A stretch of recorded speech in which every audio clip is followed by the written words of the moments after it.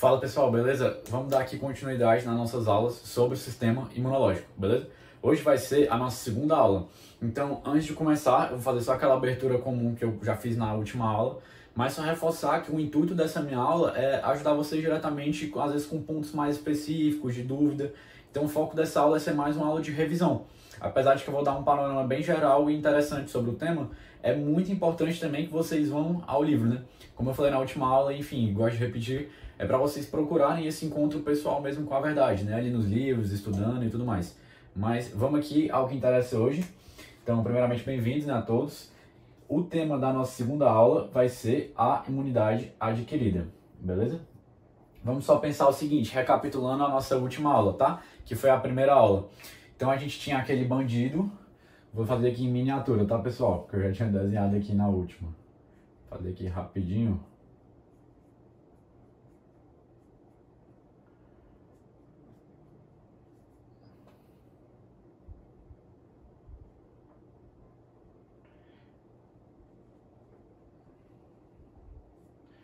Então, só recapitulando ali a nossa primeira aula, a gente tinha o bandido que estava representando um antígeno, o corpo estranho, né? Ali, aquela substância estranha que estava querendo entrar no NAMI, no nosso organismo, beleza? E o que acontece? Ele teve que passar por toda aquela linha de defesa que a gente comentou, que é a linha de defesa da imunidade inata, tanto as barreiras físicas, químicas, como as celulares. As celulares, ele teve que enfrentar tanto ali as células presentes no tecido, assim que ele adentrou ali no tecido, por um corte da pele, que foi o exemplo que eu dei, que são aquelas células que são os mastócitos, macrófagos e as células dendríticas, tá bom? São as principais ali, protagonistas ali do tecido, que ficam naquele local. Que seriam os vigias de segurança, aqui no nosso exemplo, né? E eles recrutaram quem? Principalmente o neutrófilo, apesar da possibilidade de recrutar outros, como a gente viu, como quem? Só recapitulando, tá bom? Tanto o neutrófilo como o eosinófilo, o basófilo, a depender da situação, né? A depender do bandido, a depender do antígeno. Como também poderiam ter recrutado as células linfóides inatas, as células NK, enfim. De maneira geral, seria isso que eu queria aqui recapitular com vocês, tá bom? E também a vinda de monócitos, né? Para na corrente sanguínea vir e ao chegar ao tecido se transformar em novos macrófagos e tudo mais. Como que isso estava se dando? Por meio das citocinas. Recapitulando o conceito de citocina, que vai ser muito importante para a gente aqui hoje. Citocina é aquele grupo de pequenas proteínas que vão mediar um processo imune, um processo inflamatório, no caso, né? Então, as citocinas é como, por analogia, vamos pensar o seguinte. Pensa num segurança, tá? Esses seguranças do NAMI. Eles estão precisando se comunicar entre si, certo? Eles podem se comunicar entre si, beleza. Como eles podem realizar essa comunicação? Então, eles podem pegar o rádio e falar no rádio um para o outro, certo? Essa frequência de rádio, que é como o mecanismo dos rádios funcionam, né? Essa frequência que vai de um rádio para o outro, né? Tem todo esse... Enfim, que eu também não saberia explicar, mas essa própria frequência é como se fosse as citocinas. É a maneira que as células da nossa defesa, nosso sistema de defesa, usam para se comunicar, beleza? Então, é isso que eu queria recapitular o conceito com vocês, das citocinas. E elas vão ser muito importantes aqui na nossa aula de hoje também, tá certo? Então, feita essa recapitulada geral, vocês vão lembrar também que na última aula eu falei que as células da imunidade inata, que foram essas aqui as principais que eu citei agora, recapitulando com vocês, digamos que elas falharam. Por elas terem falhado, não significa que elas vão parar de atuar agora. Que, beleza, agora que elas falharam, elas não vão ajudar em mais nada a combater o bandido, a combater o antígeno. Não, elas falharam, mas vamos ter aqui em mente que elas continuam também auxiliando, tá bom? Mas digamos que elas falharam, beleza? Com elas tendo falhado, agora vai entrar aquele esquadrão, vou botar aqui, especial.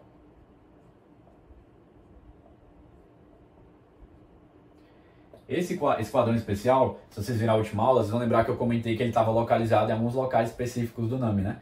Locais bem específicos, que no caso seriam eles lá, que estavam esperando para quando eles precisassem ser recrutados, seriam nos órgãos linfóides secundários. Não citei na última aula, se eu não me engano, mas quais são os órgãos linfóides secundários? O linfonodo, tá certo? E o próprio baço. Então, ele é a principal localização desse esquadrão especial. Vamos pensar agora o seguinte. Agora eu já vou adentrar no tema da nossa aula em si, tá bom? Que é a imunidade adquirida. A adquirida já diz algo pra gente, que ela se adquire. Ela não é como a inata que a gente já tem ali pronta, tá? Ela é adquirida porque ela tá ali pronta em algum sentido, porque os os linfócitos T e B já estão ali de alguma maneira, mas eles precisam ser ativados para poder começar a agir. Por isso que a diria adquirida, porque eles têm que passar por esse processo de ativação, que eu vou entrar já já com vocês no decorrer da aula, tá bom? Mas vamos pensar aqui nesse esquadrão especial, vamos deter a nossa atenção aqui nele um pouquinho. O que acontece? Vamos pensar aqui numa analogia, tá? Para tentar clarear aqui o que é composto esse esquadrão especial. O esquadrão especial da imunidade adquirida. Vamos pensar o seguinte, acredito que todo mundo aqui já viu alguma vez na vida uma luta de boxe, né? Acho um esporte muito legal. Vamos pensar ali no lutador de boxe, no pugilista, né? O que acontece? Ele tem dois braços para combater o adversário dele, para estar ali na luta. Aí a articulação dos braços ali, esquerdo e direito, aí quem já viu a luta e quem gosta mais sabe o jab direto, né? Como as coisas funcionam. Mas com os dois braços ele articula para combater o adversário. Então eles estão articulados para combater o adversário, tá bom? Esses dois braços, eu vou falar aqui, braço esquerdo e direito, beleza? Nessa minha analogia, corresponderiam ao quê? Ao braço da imunidade celular e ao braço da imunidade humoral, tá? Então vamos pensar só para fechar aqui a nossa analogia, que o lutador de boxe, o pugilista, é quem? É a nossa imunidade adquirida, tá? Adquirida porque ele tem que treinar cada adversário específico, tem que montar uma estratégia. Isso eu já estou usando analogia para explicar coisas que eu vou falar aqui mais para frente. Mas eu não vou me deter tanto nesse ponto. Vamos pensar só o seguinte, que ele usa os dois braços para combater o adversário. Ele, o pugilista, é a imunidade adquirida. Os dois braços é a imunidade celular e o outro braço, um braço é a imunidade celular, melhor dizendo, desculpa, e o outro braço é a imunidade humoral. A imunidade celular não é nada mais nada menos, por definição, aquela imunidade mediada por células. O próprio nome já nos indica, celular. A imunidade humoral é aquela imunidade mediada por anticorpos, que eu vou falar aqui de maneira mais superficial nessa aula, principalmente quando eu citar o linfócito B, a gente vai entrar nesses componentes da imunidade adquirida. Beleza, já vou comentar melhor, mas o foco na imunidade humoral vai ser dado mais na próxima aula, que seria a nossa terceira aula sobre o sistema imunológico, beleza? Então, feito esse panorama geral, vamos aqui adentrar um pouco mais na imunidade adquirida e descrever um pouquinho mais as características dessa imunidade e alguns pontos chaves que, pela minha experiência, eu já vi que algumas pessoas se engancham mais e que eu tinha mais dificuldade também mais no meu segundo semestre, beleza? Então vamos lá. Então vamos lá, galera. Eu já estava comentando com vocês que o foco maior dessa aula vai ser justamente o componente, o braço celular da imunidade adquirida. E que da próxima aula vai ser o outro braço da imunidade adquirida, que é o braço humoral, tá? Mas eu queria, antes de partir mais, estava até na lousa passada, mas eu nem apontei para vocês lá embaixo, que seria o foco dessa aula. Antes de eu partir mais para o componente celular, eu vou abordar com vocês as 5 principais características da imunidade adquirida, tá? Para ajudar a fixar, a gente vai fazer aqui um exercício imaginativo juntos, tá bom? Para ajudar vocês a lembrarem quando vocês precisarem recordar isso. Vamos pensar o seguinte, eu chamei a imunidade adquirida desse esquadrão especial, lembram? Vamos pensar o seguinte, esse esquadrão especial, ele precisa ter algumas características próprias que vão aumentar a eficiência dele em combater o antígeno, o corpo estranho, o patógeno, enfim, que vai ser 5 principais características. Vamos aqui pensar, né, meditar juntos sobre essas 5 características, beleza? Esse esquadrão precisa ser específico. Porque vamos pensar o seguinte, chegou ali o bandido, a primeira linha, né, que seria ali pensando aqui, a imunidade inata, não deu conta. Beleza. Então agora o esquadrão especial vai entrar, apesar da imunidade inata continuar participando, o esquadrão especial, a imunidade adquirida vai entrar. E ele precisa reconhecer esse bandido de maneira mais específica. Quem é, como ele atua, né? Enfim, entender isso para montar uma estratégia, tá? Isso aqui é o que traz pra gente essa ideia de diversidade. Então as células da imunidade adquirida, a gente vai entrar já, né? Linfócito T, B, enfim, elas têm a capacidade de montar uma estratégia para combater determinado patógeno, bandido, tá? Isso seria o que a gente chama aqui desse traço característico da imunidade adquirida, que é específico, tá bom? Vamos pensar agora o seguinte, esse esquadrão especial é composto por diversos membros, que cada um teria um talento mais especial desse esquadrão, né? Digamos, sei lá, pensando aqui, às vezes alguém tem um talento para pintura, para música, enfim. Cada membro do esquadrão especial também tem diversos talentos. Esses diversos membros têm diversos talentos. Então aqui a gente entra numa questão da diversidade. Apesar desses membros guardarem semelhanças entre si, a gente vai ver depois, porque pensamos assim, linfócitos T tem vários, e os linfócitos T, de maneira geral, eles guardam características semelhantes entre eles mesmos, tá bom? Mas cada um também tem uma certa diversidade, tem uma capacidade mais pessoal, mais individual, de lidar com determinado bandido, certo? Então é isso que eu queria dizer aqui com vocês sobre essa diversidade, tranquilo? Vamos pensar o seguinte, se esse esquadrão, só retomando aqui essa questão do específico, tá? Que eu queria abordar um outro pontozinho com vocês. Se esse esquadrão monta uma estratégia específica para um bandido, quando chegar outro bandido, essa mesma estratégia não vai servir. Eles vão precisar montar outra estratégia, tá? Então, um exemplo seria o seguinte. Digamos que a imunidade adquirida, um exemplo mais prático, né? Montou uma estratégia para combater o vírus do sarampo. E a imunidade adquirida, né, pensando ele mais no braço moral, que vai ser o foco da próxima aula, produziu anticorpos para combater esse vírus do sarampo. Esses anticorpos para combater o vírus do sarampo não vão servir para combater o vírus da Covid, o SARS-CoV-2, por exemplo. Porque são mais específicos do sarampo, tá? Então, é isso que eu quero dizer, essa questão da especificidade. É um ponto importante aqui pra gente também. Mas vamos voltar aqui pro esquadrão. Já expliquei essa característica de específico da diversidade, para vocês guardarem com vocês, tá bom? Vamos pensar aqui outra característica dele, que é a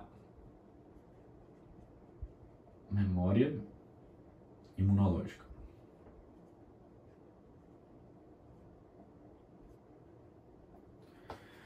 O esquadrão chegou lá para combater o bandido, conseguiu vencer o bandido.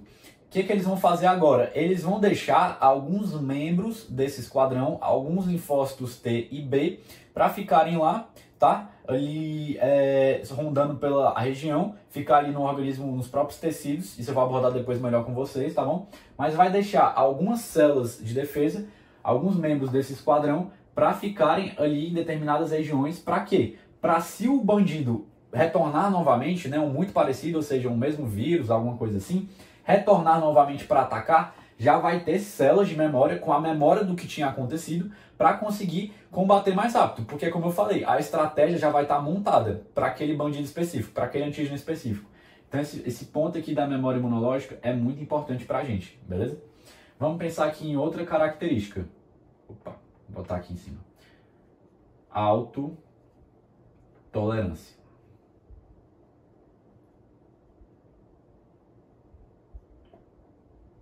Então já abordei com vocês a memória imunológica. Vamos pensar a autotolerância. Continuando aqui nas nossas analogias para, como eu falei, ser um exercício imaginativo, meditativo, para ajudar vocês a lembrarem, né? Pensem no esquadrão especial, pensem no esquadrão que tem que ser especializado, tem que ser eficiente no combate ao bandido, tá? Então vamos pensar o seguinte, esse esquadrão especial precisa ter uma autotolerância. O que significa isso? Sei lá, eu tô conversando com uma pessoa e, sei lá, a pessoa é muito chata, tá fazendo alguma coisa assim muito chata, eu tenho que ter a capacidade de tolerar ela, né? Mas vamos pensar aqui em outra coisa. Vamos pensar o seguinte, esse esquadrão entrou ali justamente no organismo, tá? Na verdade já estava no organismo, mas ele foi direcionado para algum local específico para combater o bandido, algum local específico do organismo. E agora, nesse combate, ele tem que não matar as células próprias. Então, digamos que, sei lá, o esquadrão entrou, lá no NAMI tem vários estudantes, né, pacientes, enfim. Beleza, e tem um bandido. Esse esquadrão não pode atacar os pacientes, os estudantes. Porque ele estaria destruindo o próprio organismo, destruindo o que ele deveria, na verdade, estar defendendo, né? Então, esse esquadrão tem que ter uma capacidade de autotolerância, de se controlar a ponto de atacar só especificamente um antígeno, tá bom? Então, é isso que a gente chama de autotolerância. É para nossas células da defesa da imunidade adquirida não atacarem justamente os nossos antígenos próprios, tá bom? Os nossos próprios células, enfim, de maneira geral. Quando há uma quebra dessa tolerância, dessa autotolerância, a gente vai dar origem às doenças autoimunes, né? Então, doenças autoimunes a gente pode pensar muito no universo da reumatologia. Digamos que um lúpus ou uma artrite reumatoide, enfim, não cabe entrar muito aqui, que é a coisa mais clínica, né? Mas guardem isso daqui também, muito importante, que já abordei também com vocês, essa daqui também. Vamos pensar agora na quinta e última característica, tardia. Tardia por quê? Porque vamos lembrar da aula passada, imunidade inata. Em poucas horas, ali, em um dia, enfim, poucos minutos, a nossa imunidade inata já está agindo ali. Já está tendo esse recrutamento dos neutrófilos naqueles primeiros momentos. Então, a imunidade inata é bem mais rápida. Mas a imunidade adquirida, como ela precisa se preparar, tudo aquilo, ela é mais tardia. Então, quem está na linha de frente, ali no front, é a imunidade inata, né? Como a gente já viu, os macrófagos, os mastócitos, também as células dendríticas e os vários outros que eu já comentei agora no início da aula, estão ali mais no front, né? Então, eles vão combater ali, beleza, de primeira, então eles são mais rápidos. Mas depois, se eles não forem capazes, eles vão ter que pedir ajuda, chamar quem? A imunidade adquirida. Para eles chamarem demora, tem um tempo, por isso que é tardia, beleza? Essa é a quinta e última característica pra gente aqui. Fala pessoal, tava dando aquela limpada aqui no quadro, vamos dar seguimento na nossa aula, tá bom? Vou dar seguimento apresentando os principais integrantes daquele esquadrão especial que eu tava comentando com vocês, beleza? Que é o esquadrão da imunidade adquirida. Então vamos lá. Quais são as principais células que compõem a nossa imunidade adquirida? Vai ser o linfócito T e o linfócito B. Até agora, pessoal, até esse momento da aula e também um pouquinho mais que eu vou seguir, eu vou estar dando um panorama geral sobre a imunidade adquirida, tá bom? Mas reforçando, o foco da nossa aula é o componente celular da imunidade adquirida, o braço celular da imunidade adquirida, que é aquela imunidade mediada por células. O foco da próxima aula vai ser mais o braço moral, tá? Só reforçando isso, quando eu estiver adentrando mais, falar da parte celular e tudo mais, eu sinalizo melhor para vocês. Mas vamos seguindo aqui, beleza? Então vamos pensar o seguinte, antes de eu comentar sobre o T e o B, deixa eu comentar com vocês rapidamente de onde eles se originam, onde eles nascem, essas células, onde elas se formam pela primeira vez. Então vamos lá. Vamos pensar aqui na medula óssea, tá? Que é o local de origem delas. Na medula óssea ocorre a formação dessas células e também das outras células, são os elementos figurados do nosso sangue. Tanto as outras células de defesa da imunidade inata, que eu citei anteriormente na última aula, né? Na aula passada, como também as outras células do sangue que não fazem parte especificamente do sistema imunológico, tá bom? Como as próprias plaquetas e as hemácias. Vão se originar aqui na medula óssea por meio de um processo chamado de hematopoese. Esse é um nome bonito que a gente dá para o nascimento dessas células que ocorrem na medula óssea, beleza? Vamos pensar o seguinte, para ficar aqui bem mais claro de compreender. Imagine uma árvore, aquela árvore bem bonita, verde, né, que vê, enfim, na rua, tudo bem? Aqui tem a nossa árvore. Essa árvore, ela vai emitir dois galhos principais. Aqui a gente tem o que? O tronco da árvore. E aqui a gente tem os dois galhos principais, que vão dar origem a vários pequenos ramos. Mas antes de se concentrar nos ramos, vamos se concentrar aqui no tronco e nos galhos principais, tá? O tronco eu já comentei. Esse galho de cá vai chamar galho linfóide. Esse outro galho de cá vai chamar galho mieloide. Esse galho linfóide, como eu falei, vai dar origem a vários ramos. Esses ramos são as células de defesa da imunidade adquirida, linfócito T e B, tá? Então já ajuda a lembrar linfóide, linhagem linfóide, linfócito também, vocês já lembram com mais facilidade. O galho mieloide vai dar origem a várias outras células, tá bom? Principalmente as células da imunidade inata, que a gente abordou na última aula. Os granulócitos, contemplados ali pelo neutrófilo, eosinófilo, basófilo, o próprio monócito, né, que vai circular ali no sangue, quando chegar no tecido vai dar origem a um macrófago. E também outras células. Também outras células como o próprio... Eita, falhou agora na memória. Mas as outras células também que não fazem parte do sistema imunológico, como também as hemácias e as plaquetas, beleza? Vão surgir aqui a parte do galho mieloide, da linhagem mieloide. Então, feita essa abordagem geral da origem, a gente pode dar segmento para falar mais especificamente do linfócito T e B, tá? Então, vou apagar aqui, se originam lá, tá? Mas, apesar deles se originarem lá, o linfócito T, especificamente, não se amadurece na medula óssea. O linfócito T de timo, vai amadurecer, pronto, no timo. E o B amadurece na medula óssea. Aqui eu já não estou falando de origem, mas do processo de amadurecimento, tá, pessoal? Então, só para ajudar vocês a lembrarem aqui, tá bom? O processo de amadurecimento. E a gente vai dar um enfoque principal no processo de amadurecimento do linfócito T no timo, já já. Vamos só continuar aqui a nossa apresentação das células de defesa da imunidade adquirida. Vou apagar aqui para ficar melhor visualmente da gente continuar. Não se preocupem que já já vou abordar melhor essa questão do amadurecimento. Então vamos continuar aqui nossa apresentação. O linfócito T e o B. Vamos começar aqui pelo linfócito T, que seria, digamos que, o principal protagonista. O linfócito B também é muito importante, mas o principal protagonista, principalmente também na nossa aula de hoje, é esse cara daqui, o linfócito T. O linfócito T tem dois subtipos, tá bom? Pode ser tanto o linfócito, vou botar aqui em cima, TCD4, e a gente já vai entender isso daqui, porque que é CD4, ou também o TCD8, beleza? Então aqui a gente tem nosso colega TCD4 e aqui o nosso colega TCD8.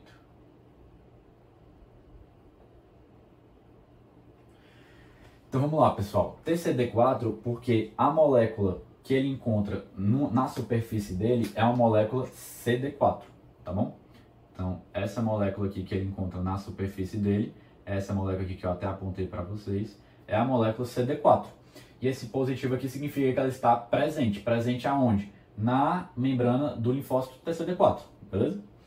O TCD8 significa que ele tem essa molécula aqui também presente, está até apontado aqui já, na própria membrana dele. Então vai ser duas moléculas que vão ajudar a diferenciar um do outro.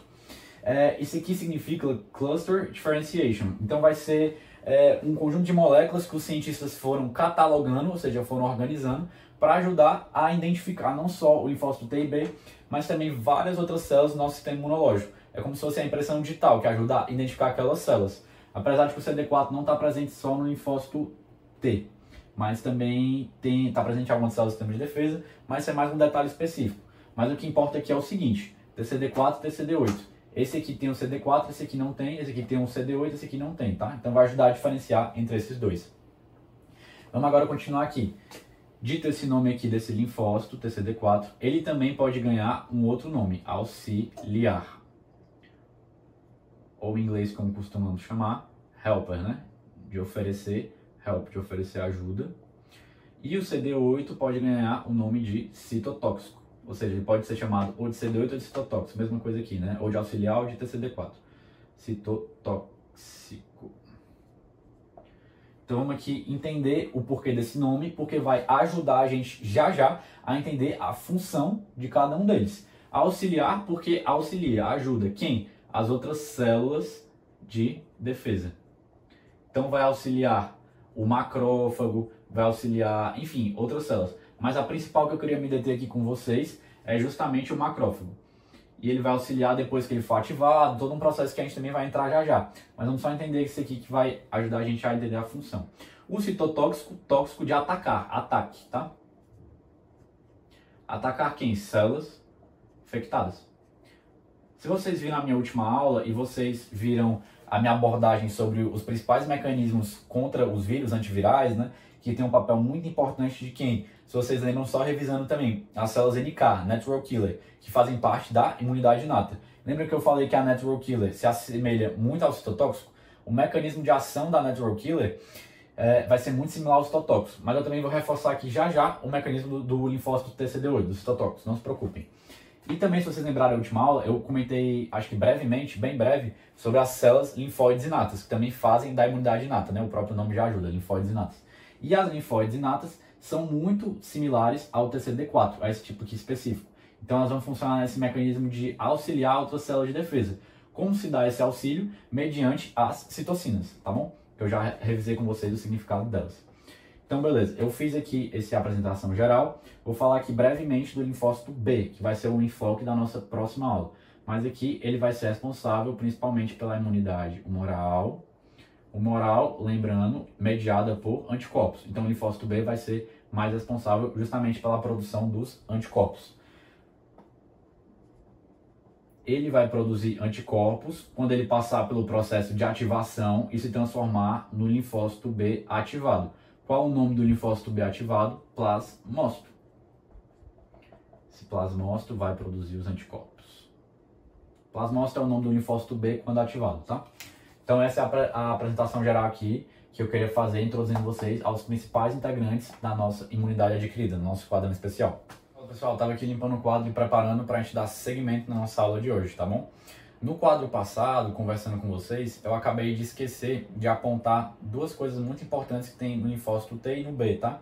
Que no caso do linfócito T, seria um receptorzinho quando ele está mais maduro, que é esse receptor aqui chamado de TCR, tá? No linfócito T. T, então é TCR. T-cell receptor, em inglês, tá? Receptor da célula T, né? Linfócito T. No caso do linfócito B, que eu não desenhei aqui, porque aqui a gente vai falar nesse quadro do linfócito T, o linfócito B, que não está desenhado, ele no caso teria o BCR, B-cell receptor, né? Receptor da célula B, do linfócito B. Então, só para falar que cada um deles, quando estão amadurecidos, né, eles vão possuir esses receptores específicos de cada um, beleza? Mas vamos dar aqui segmento no foco agora que a gente tem que seguir, que é focar agora no linfócito T. O linfócito T não é nada mais, nada menos do que o nosso protagonista da aula de hoje, tá? Porque hoje a gente está falando principalmente do braço celular da imunidade adquirida. Então vamos lá. O linfócito T, ele se origina onde? Já abordei com vocês, mas só reforçando. Na própria medula óssea. Só que quando ele se forma na medula óssea, ele nasce, vamos pensar aqui numa história, né? Uma história tem uma ordem cronológica. Então, uma pessoa nasce, né, digamos, ela se desenvolve, amadurece, chega ali na maturidade, né? Se ela conseguir chegar na maturidade. E na maturidade ela vai agir, exercer a sua função, né? Então, e depois ela segue, né, e morre. Então, a história seria basicamente isso, né, de qualquer um. Não, o mesmo se aplica de maneira similar ao próprio linfócito T, as outras células, né? Mas aqui especialmente. Então ele nasce na medula óssea. Quando nasce na medula óssea, está muito imaturo, acabou de nascer. Como ele está imaturo, ele precisa se dirigir a uma escola de formação especial. Vamos pensar que o nosso esquadrão especial teve que se formar um dia, aprender a estar pronto para o combate, né? Então esse esquadrão especial teve que passar por uma formação. Então vamos lá, onde essa formação ocorre, do linfócito T aqui no caso, no timo. Então para ajudar a lembrar, timo começa com T, né? Linfócito T. Lá no timo, assim que esse linfócito T, recém-nascido, né? Nasce, ele vai chegar lá no timo, e lá no timo ele vai passar a se chamar de... Vou só colocar aqui, ele foi andando, andando, andando, chegou no timo aqui, tá aqui ele. Aqui, quando ele chegou no timo, ele vai passar a se chamar de timócito, né? Que seria o apelido dele ali de recruta, né? De iniciante nesse processo de formação, nessa escola, tá bom? Então vamos aqui dar continuidade. No timo, o que que acontece? No timo, esse timócito, tá bom? Que é esse linfócito T que nasceu e ao chegar aqui passou a chamar timócito. Ele vai passar por um processo aqui pela seta e após todo esse processo, ele vai expressar um receptor TCR, né? Alguns deles que passam pela seleção vão expressar um receptor aqui TCR, né? T-cell receptor, que vai ser um receptor que vai ser capaz de reconhecer a molécula de MHC com o peptídeo. Não se preocupem com esses termos que eu ainda não expliquei, porque já já eu vou explicar isso com mais calma. Mas vamos pensar que ele vai passar a expressar uma molécula na sua superfície, que é o TCR, tá bom? Que está apontado aqui. E esse TCR tem que ser de qualidade para conseguir ser útil mesmo, para conseguir reconhecer o MHC com o peptídeo, tá bom? Então vamos lá, esse TCR, beleza. Não vou adentrar em tantos detalhes aqui, vamos só guardar essa informação que eu comentei com vocês, tá certo? E além disso, ele vai se designar com determinada identidade. Essa identidade pode ser a identidade de CD4 ou de CD8, tá? Isso vai se dar por meio desse processo aqui de seleção que eu já vou comentar com vocês. Mas essa identidade vai ser determinada se ele vai passar a expressar somente a identidade, né? A impressão de CD4 ou a impressão de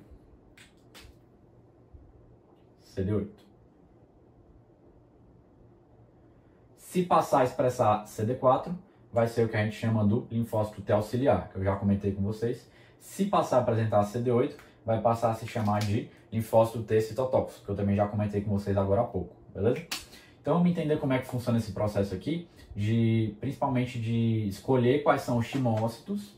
Então digamos que, sei lá, aqui entrou 10 recrutas, 10 timócitos.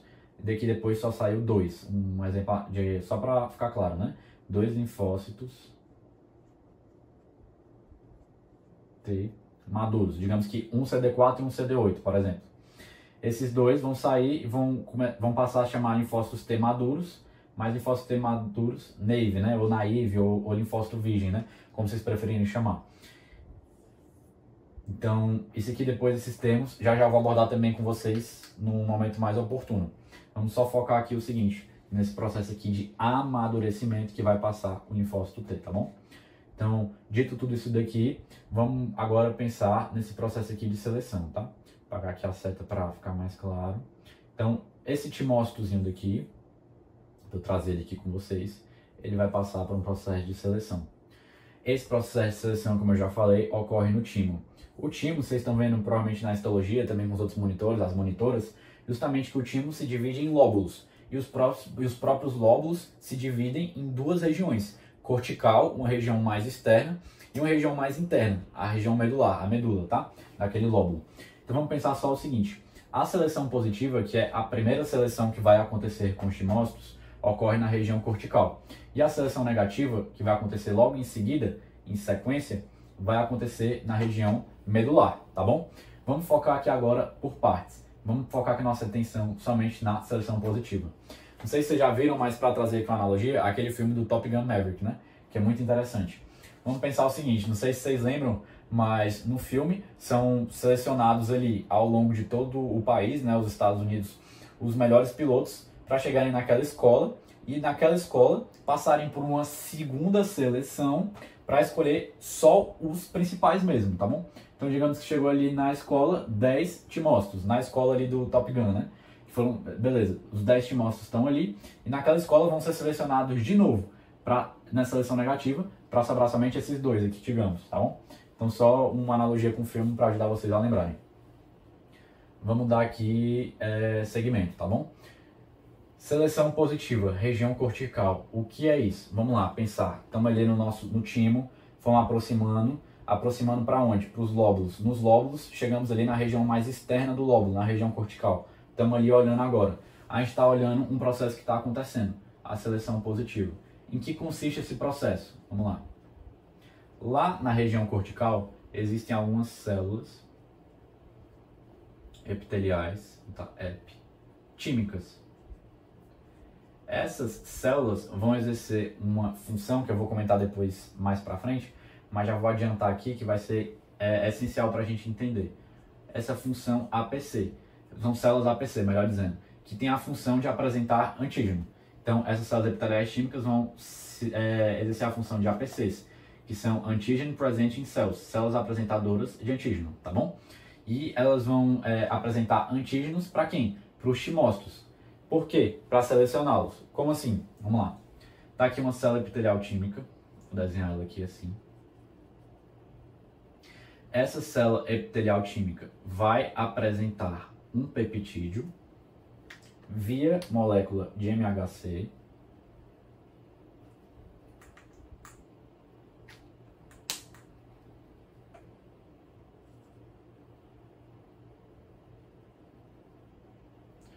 Para o nosso timócito, tá bom? O nosso timócito vai ser testado para avaliar se ele vai conseguir reconhecer fracamente esse peptídeo aqui sendo apresentado pela essa molécula de MHC, tá? Então, vou apresentar só isso aqui por enquanto. Então vamos lá. O timócito vai ser testado. Se ele reconhecer fracamente, ele foi aprovado no teste. Por quê? Vamos entender. Se ele não reconhecer, esse timócito é inútil, porque ele não vai servir para nada, ele não vai ser capaz de ser ativado, tá bom? Se ele reconhecer muito forte, o que acontece? Vai ter o perigo dele perder a autotolerância e começar a atacar as células do próprio organismo. Pedro, como assim? Vamos lá, vamos entender o seguinte. Também é um conceito importante entender que no timo não há... Guardem isso daqui que é importante, tá? Guardem na memória. Peptídeos. Vou colocar antígenos. Só para ficar mais curta a frase, mais fácil de lembrar. Não há antígenos estranhos. Ou seja, não vai haver corpos estranhos, não vai haver patógenos, né? Então só vai haver antígenos próprios, ele vai haver somente peptídeos próprios. Então, aqui, quando a célula epitelial tímica apresentar via MHC um peptídeo próprio, que é a bolinha vermelha, ao nosso colega timócito, se esse timócito reconhecer muito fortemente, ele é perigoso, porque ele vai fazer o quê? Ter o risco de atacar o nosso próprio organismo.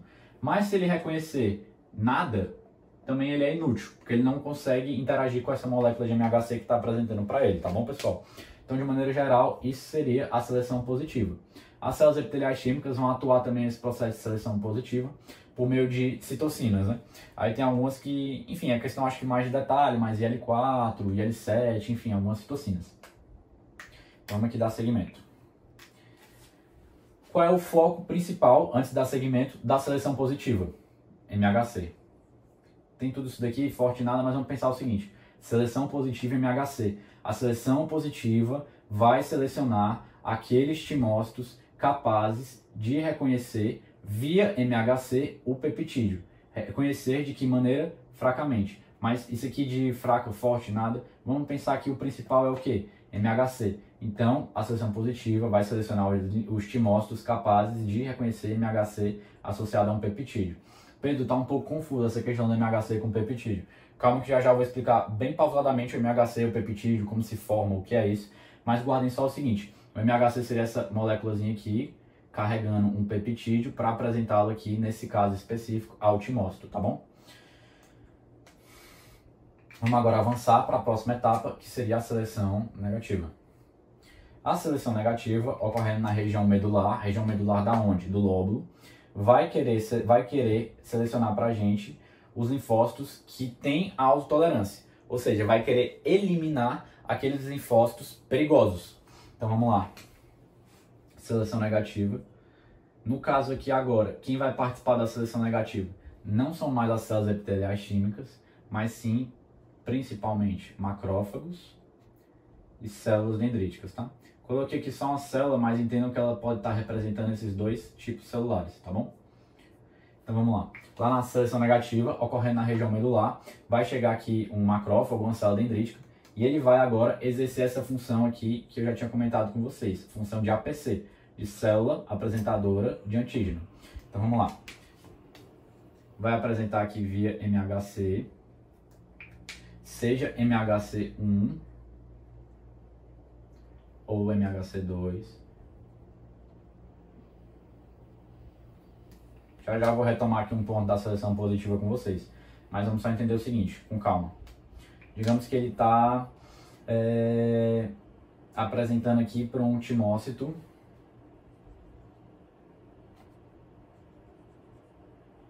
que aqui já passou a apresentar um CD4. Eu já vou retomar com vocês essa questão aqui de apresentar o CD4, que aqui não tinha. Foi um detalhe da seleção positiva que eu esqueci de comentar com vocês. Mas já a gente volta. Vamos focar aqui na negativa, tá? Então vamos lá. Se é um CD4, a gente está falando de um MHC de classe 2. Já eu comento isso também, pessoal. Não se preocupem. Mas aqui a gente está falando de MHC de classe 2, beleza? E aqui de um CD4. Te mostro o CD4. Beleza. Então vamos lá. Aqui o nosso peptídiozinho. Lembrando, não é um peptídeo estranho, não é um corpo estranho, tá bom? É um peptídiozinho ali do nosso próprio organismo, beleza? O que acontece? Digamos que esse timócito daqui reconheceu fortemente. Lembrando, essa ideia que eu já trouxe aqui, que também tem um pouco na seleção positiva. Mas aqui o principal da seleção negativa é isso daqui que eu vou falar agora, prestem atenção. Reconheceu fortemente. Eita, perigo. Perigo do quê? De atacar as células do nosso próprio corpo. Por quê? Porque no timo não há antígenos estranhos. Então, há o perigo dele reconhecer fortemente isso aqui, dele continuar depois, se ele for atuar em outros locais do organismo, dele atacar células do nosso próprio corpo. Sejam células da pele, células do fígado, células da tireoide. Aí tem origem às várias doenças autoimunes, mas não é o foco daqui. Então, se ele reconheceu aqui fortemente, perigo, eliminar ele. Então, vai induzir ele à morte, né? À apoptose, melhor dizendo. Então, vai eliminar ele. Aqui vão ser selecionados, vão sobrar, após esse processo de eliminação, né, mais negativa, de eliminar os que reconhecem fortemente, vão sobrar os timócitos, que agora já também não são mais timócitos, vão sobrar os linfócitos T, sejam o TCD4, seja o TCD8, que vão ter reconhecido fracamente os peptídeos próprios, vão sobrar já esses aqui maduros, que vão ganhar o nome de naive ou virgens, tá? Que eu vou comentar com vocês também já com mais clareza. Mas, dito tudo isso da seleção positiva e negativa, vamos aqui só recapitular um ponto. Seleção negativa. Principal papel da seleção negativa: eliminar aqueles linfócitos que reconheceram fortemente a molécula de MHC associada com peptídeo, tá? Porque isso é o quê? Perigoso pra gente. Perigoso porque pode haver uma quebra daquele mecanismo de autotolerância, que eu comentei agora atrás com vocês, que é uma das características da imunidade adquirida. Então, o foco da seleção negativa eliminar os linfócitos T que há um perigo de reconhecer fortemente antígenos próprios. Ou seja, aqui é um processo de eliminação daqueles ali que são perigosos para a gente, tá? E aqui na seleção positiva, positivamente selecionar aqueles linfócitos capazes, aqui no caso timócitos, né? Aqueles timócitos capazes de reconhecer fracamente, né, as moléculas do MHC. Então aqui a preocupação da positiva é com o MHC e da negativa aqui a preocupação da negativa é com a tolerância, tá bom? É com que os linfócitos não ataquem as células do nosso próprio corpo, beleza? Vou só aqui retomar aquele ponto que eu esqueci de comentar com vocês na seleção positiva. O que acontece? Aqui vai ter origem um processo que a gente chama de fenômeno de restrição. Vamos entender o que é isso juntos? Vamos pensar o seguinte.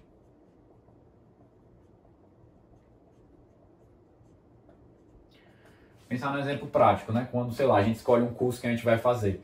A gente está restringindo o nosso campo de ação, querendo ou não. O que eu quero dizer? Quando a gente faz uma escolha, a gente fecha a porta para outras escolhas. Isso é um princípio, né?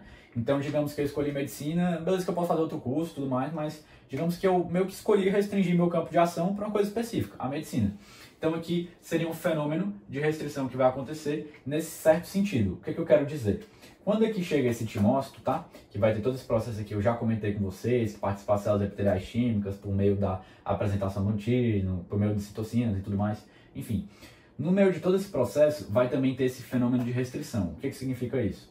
Aqui esse timócito está expressando tanto um CD4,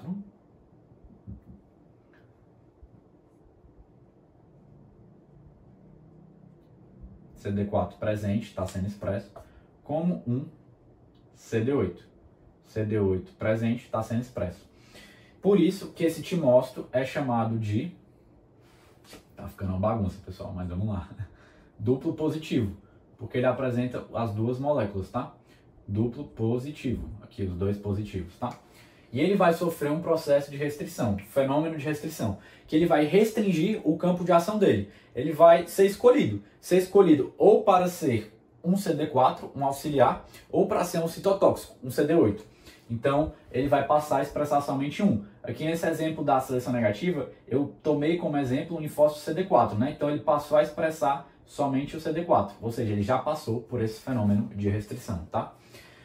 Então, pessoal, isso aqui foi, de maneira bem geral, o processo de amadurecimento do linfócito T no timo, desde a sua chegada, onde ele ganha o apelido de timócito, até passar por diferentes regiões cortical e medular, para no final, depois de todo esse processo, finalmente formar um linfócito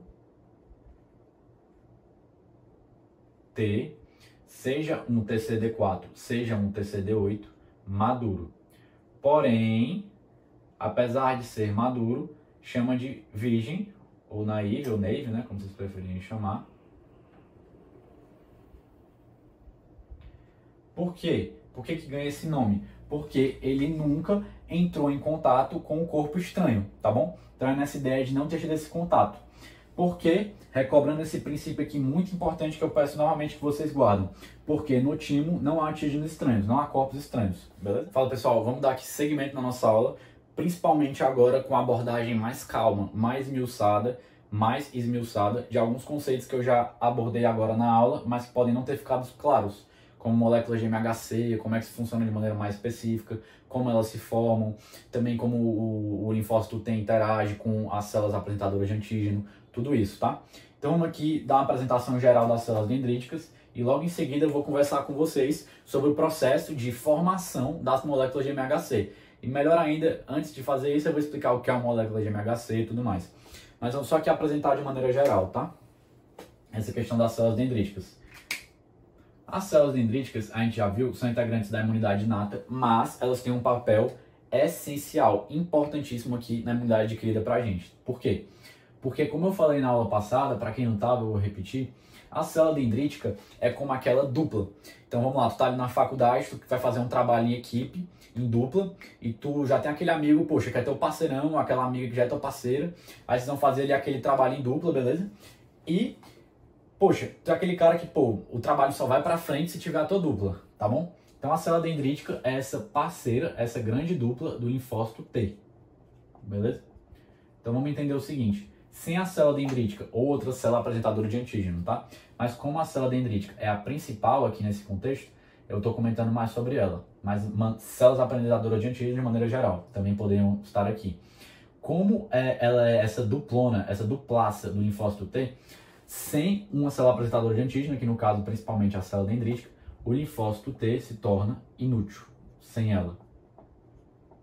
Então precisa da célula dendrítica para ele ser útil. Útil em que sentido? De reconhecer o peptídeo estranho.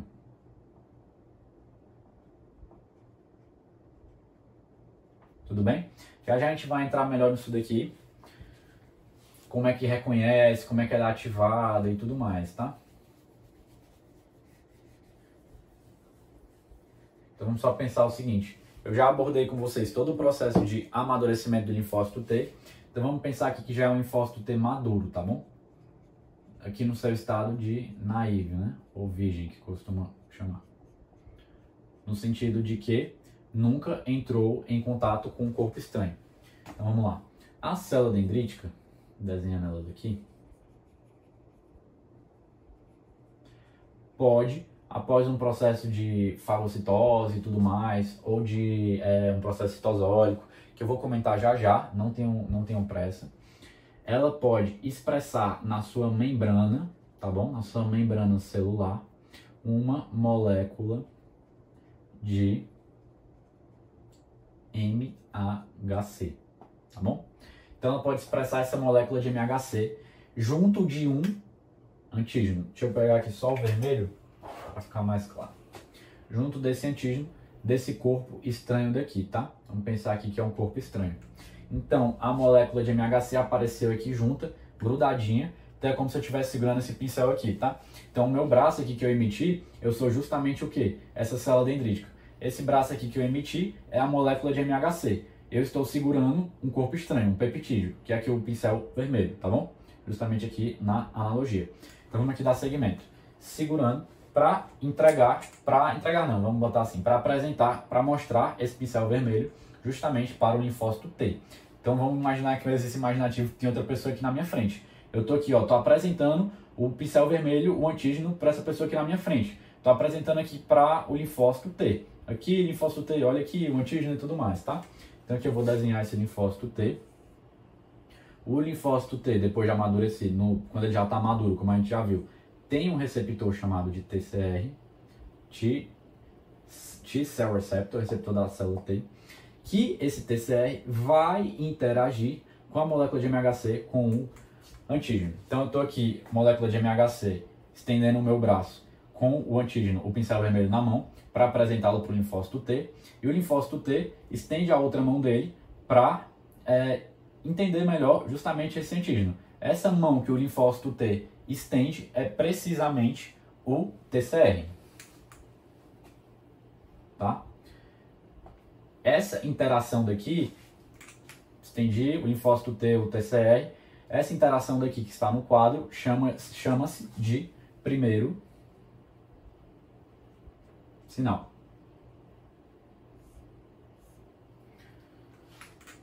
O segundo sinal, que eu vou entrar depois com mais calma, que é muito importante, então vamos lá, já comentei o primeiro sinal com vocês.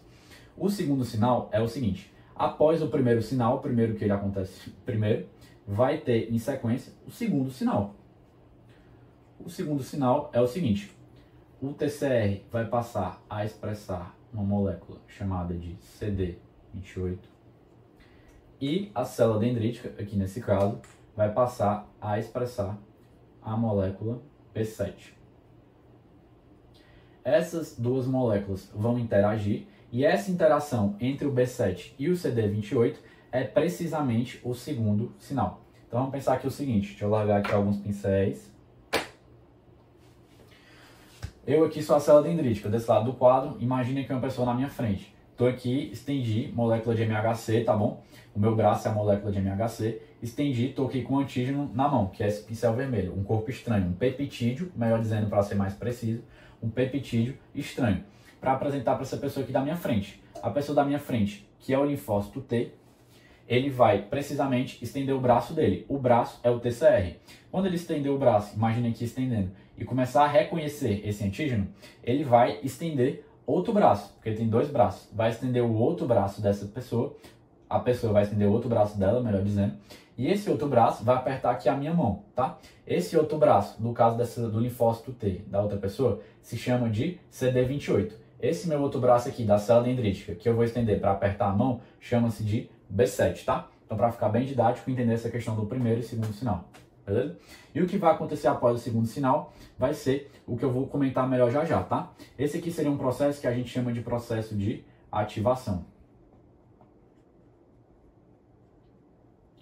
Após um processo de ativação, o linfócito T virgem, será mais virgem, né? Porque já vai ter entrado em contato com o corpo estranho, vai ser ativado. Após ser ativado, vai se transformar no linfócito T efetor, tá bom? Então, só deixar claro o seguinte, é que eu estou falando de linfócito T de maneira geral. Lembra que eu comentei com vocês que existem dois linfócitos T, ou CD4, auxiliar, ou CD8, citotóxico. Então, o que vai mudar aqui e o que também é central e eu peço que vocês prestem atenção. No caso, esse aqui é o linfócito T. Se for um CD4, vai expressar na sua membrana aqui aquela moléculazinha CD4, como a gente já comentou. Mas aqui tem uma coisa bem especial. O linfócito TCD4 apresenta um TCR, assim como o CD8. Mas o TCR do linfócito T CD4 tem uma peculiaridade. Qual é essa peculiaridade, Pedro? Esse TCR só é capaz de reconhecer o MHC de classe 2, a molécula de MHC pertencente ao MHC de classe 2. Então vamos entender o seguinte, sempre que a gente estiver falando de interação entre linfócito TCD4 e célula dendrítica, essa interação do TCR do linfócito TCD4 vai ter que se dar com a molécula de MHC classe 2 da célula dendrítica. Essa molécula de MHC de classe 2 que aqui no caso está associada com esse peptídeo, tá bom? Mas vamos pensar aqui que fosse um linfócito TCD8. Então mudamos aqui, mudou a molécula aqui, é um CD8. Estou mudando o exemplo.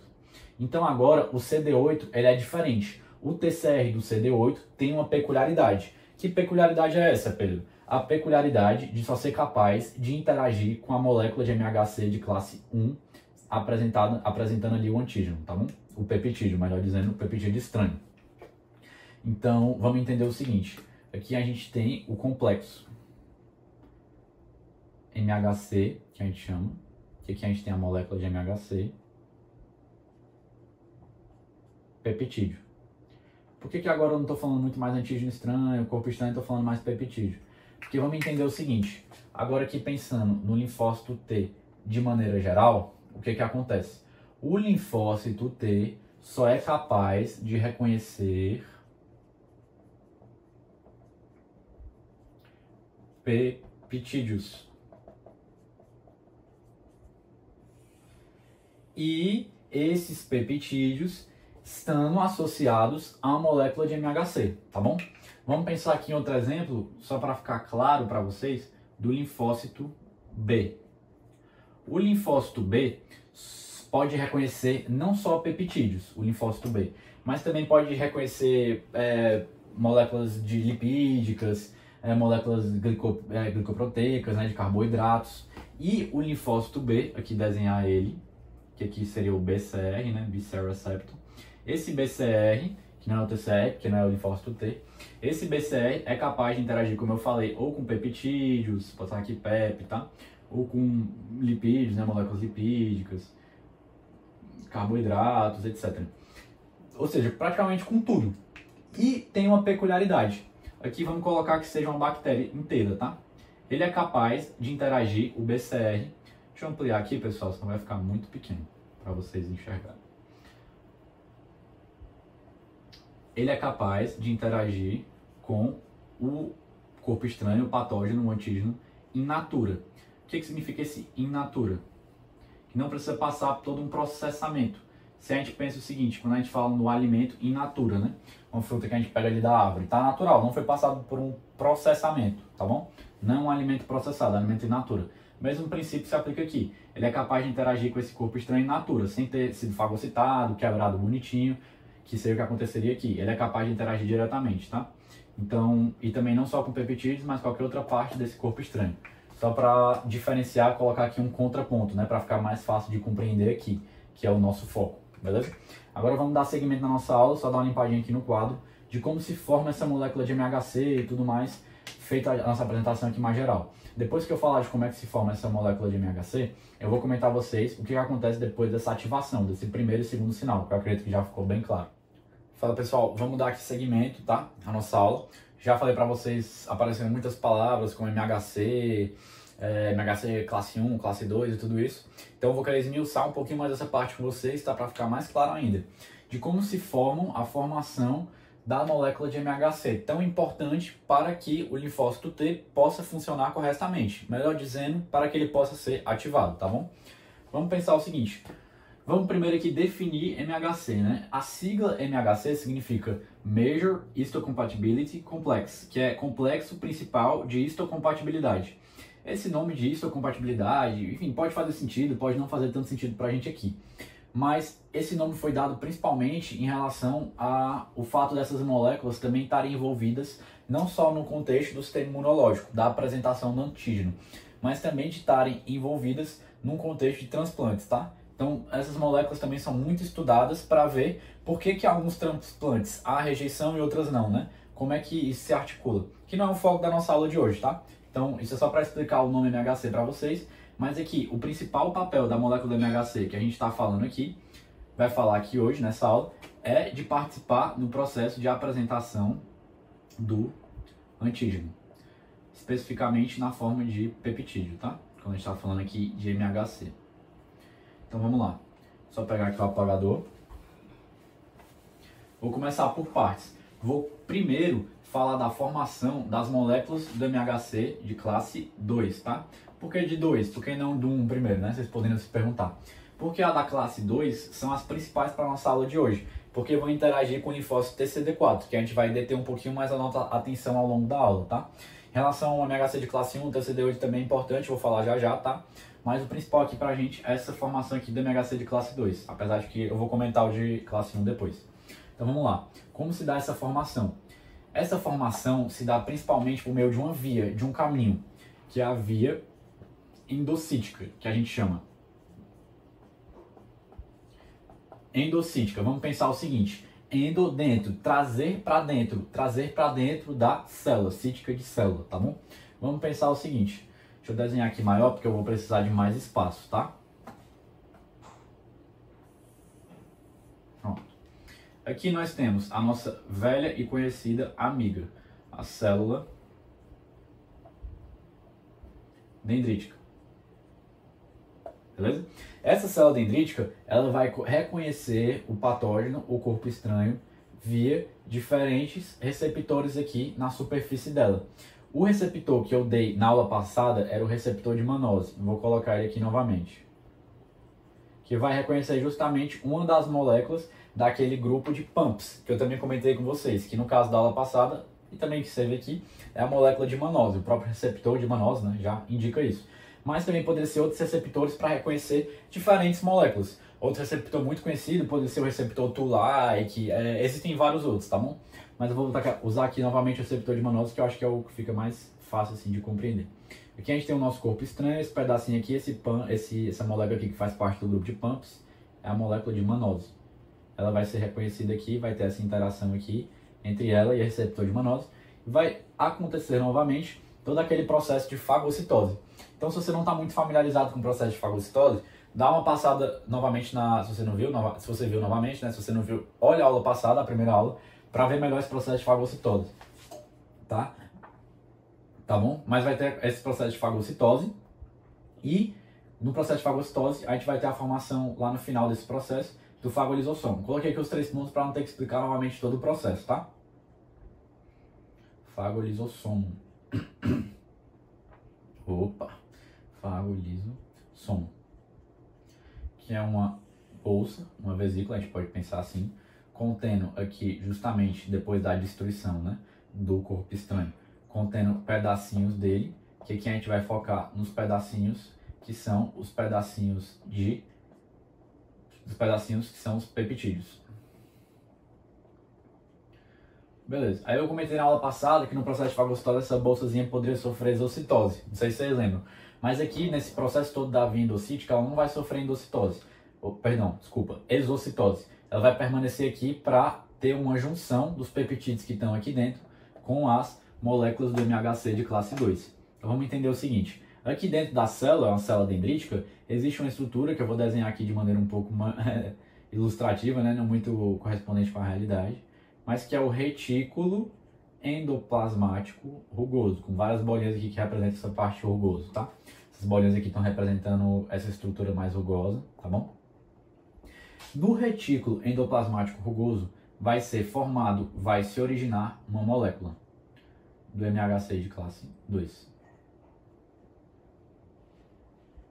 Então, onde se origina a molécula do MHC de classe 2? Precisamente no retículo endoplasmático rugoso. Depois que essa molécula do MHC de classe 2 se formar, ela vai ser liberada aqui no citoplasma da célula. Mas não vai ser liberada assim de maneira livre, né? Ela vai ser liberada aqui numa vesícula, tá bom? Que é uma vesículazinha, nessa bolsazinha aqui que ela vai ficar armazenada, tá? Essa vesícula vai se deslocar até o fagolisossomo e vai se fundir, ou seja, vou colocar aqui, né, que se fundiu aqui, ó, se uniu essa vesícula contendo a molécula do MHC de classe 2, ela se uniu com o fagolisossomo, que é essa estrutura daqui que eu já falei com vocês.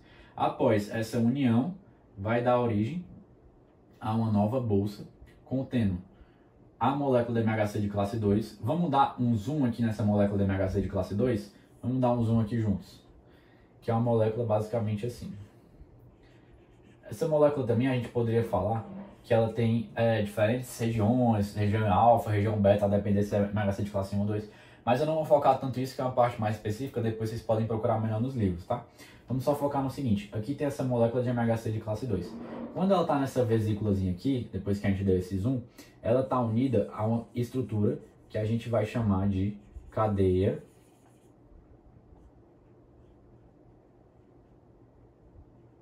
invariante. Só para entender o que é essa cadeia invariante, vamos pensar o seguinte, tá?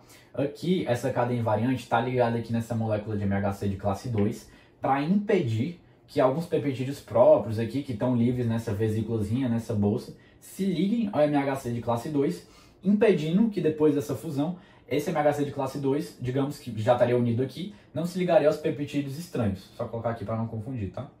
Então, essa cadeia invariante tem precisamente essa função, tá bom? Então, essa cadeia invariante está aqui, beleza, isso ficou claro.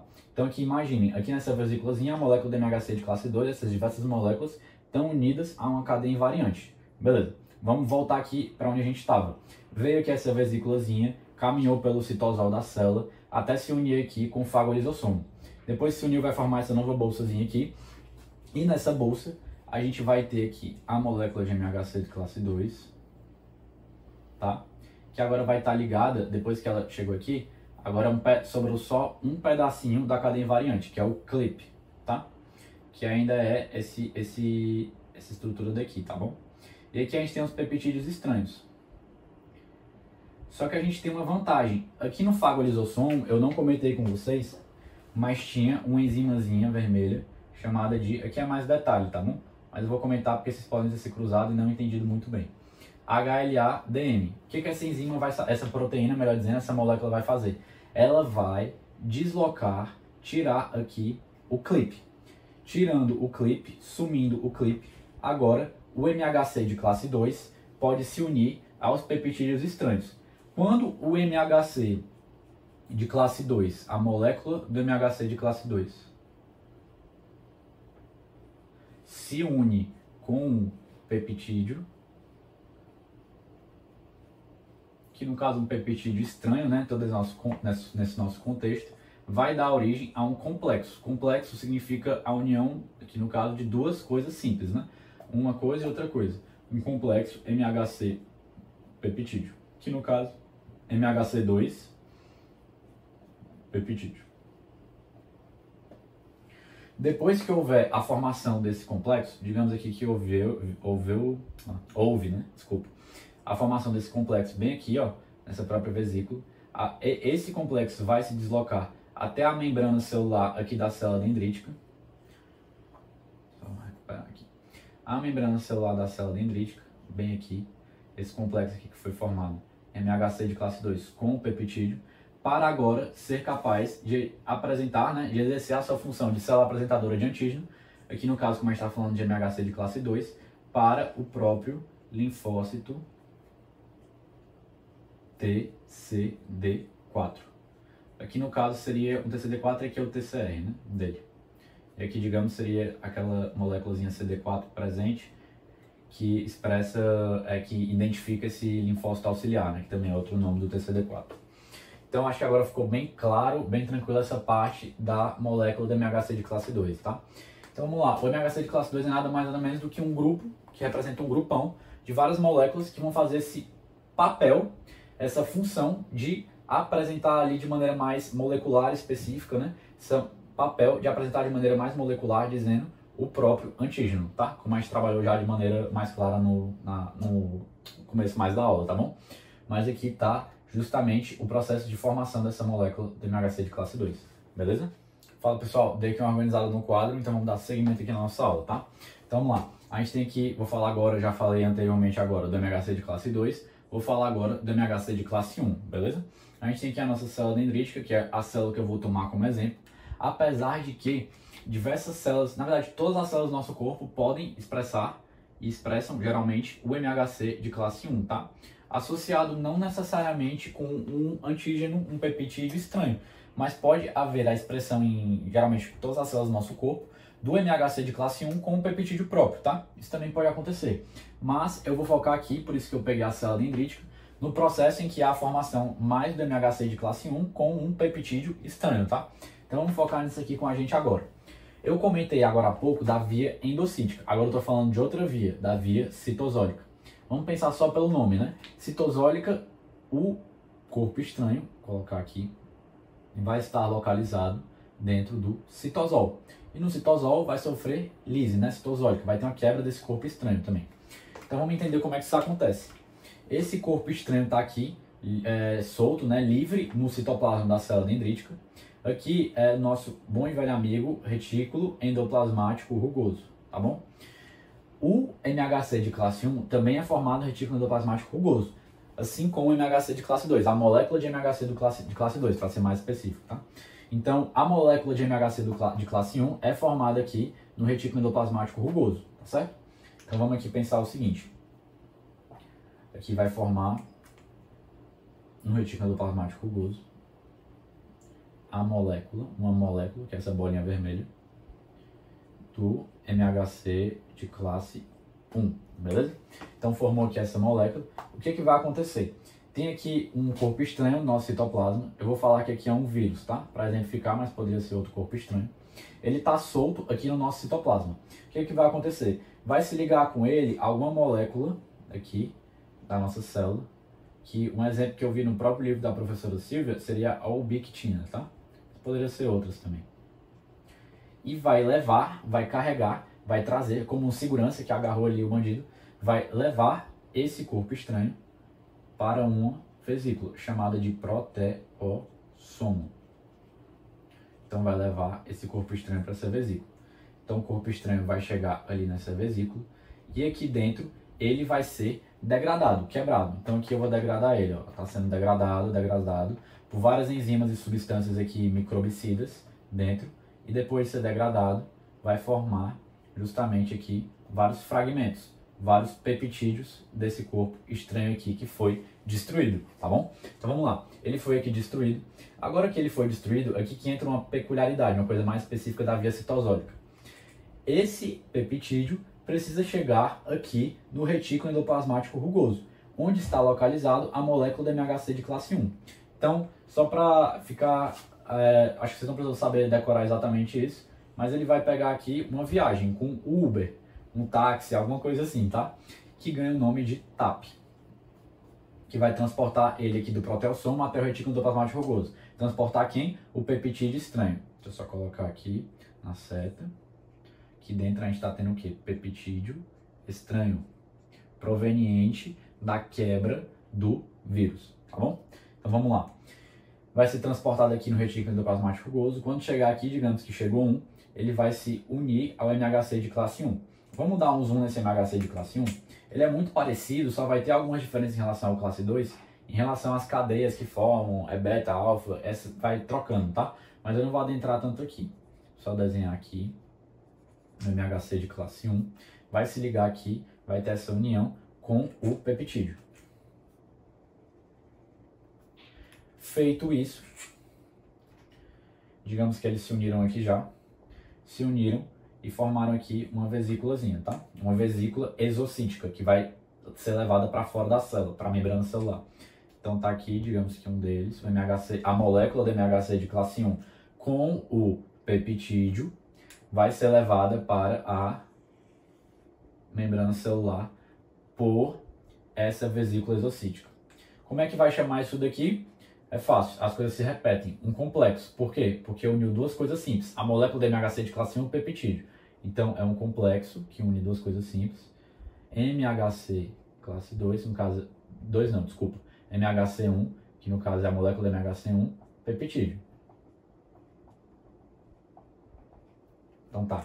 Só para falar esse nomezinho aqui, dar um nome às coisas.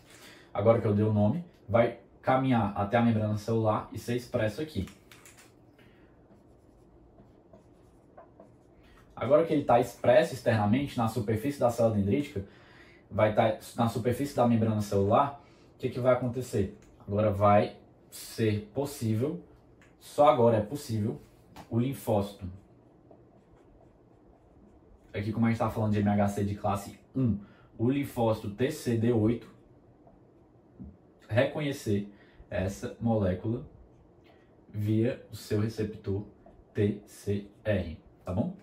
Que seria justamente também o primeiro sinal, ganha o mesmo nome que a gente já estava trabalhando anteriormente. Então aqui a gente tem o nosso linfócito TCD8, linfócito citotóxico, que aqui estaria a moléculazinha CD8 dele presente, que pode ganhar também um nome de a molécula não, desculpa. O linfócito pode ganhar um nome também de citotóxico. Então, basicamente, pessoal, esse aqui é o processo de formação da molécula do MHC de classe 1 para poder o linfócito TCD8 ser capaz de reconhecer finalmente um peptídeo estranho e atacar uma célula infectada, né? Que no caso aqui, enfim, seria a própria célula dendrítica que estaria infectada. Mas mais na frente eu vou abordar com mais calma o mecanismo de ação do TCD8, beleza? Voltei, pessoal, tava dando aqui uma limpada no quadro. Antes da gente dar seguimento, para eu conversar um pouco melhor com vocês, aprofundar, esmiuçar aquela relação que acontece entre o linfócito T e a célula dendrítica, eu quero só falar um pouco do linfócito em geral e as suas fases de vida, tá? O que eu vou falar aqui também pode se aplicar ao linfócito B. Mas vamos focar aqui, como a gente está falando mais da imunidade celular, no linfócito T, tá bom? Vou colocar aqui só para reforçar, mas também poderia se aplicar aos próprios linfócitos B. Então guardem essa informação que também é importante. Primeiro ele passa por uma fase de nascimento imatura, que vai sofrer o seu amadurecimento no timo, para depois formar um linfócito T maduro. Quando forma um linfócito maduro, tá bom? Esse linfócito maduro ganha o nome de navy, ou virgem, né? Traduzindo. No sentido de que nunca foi exposto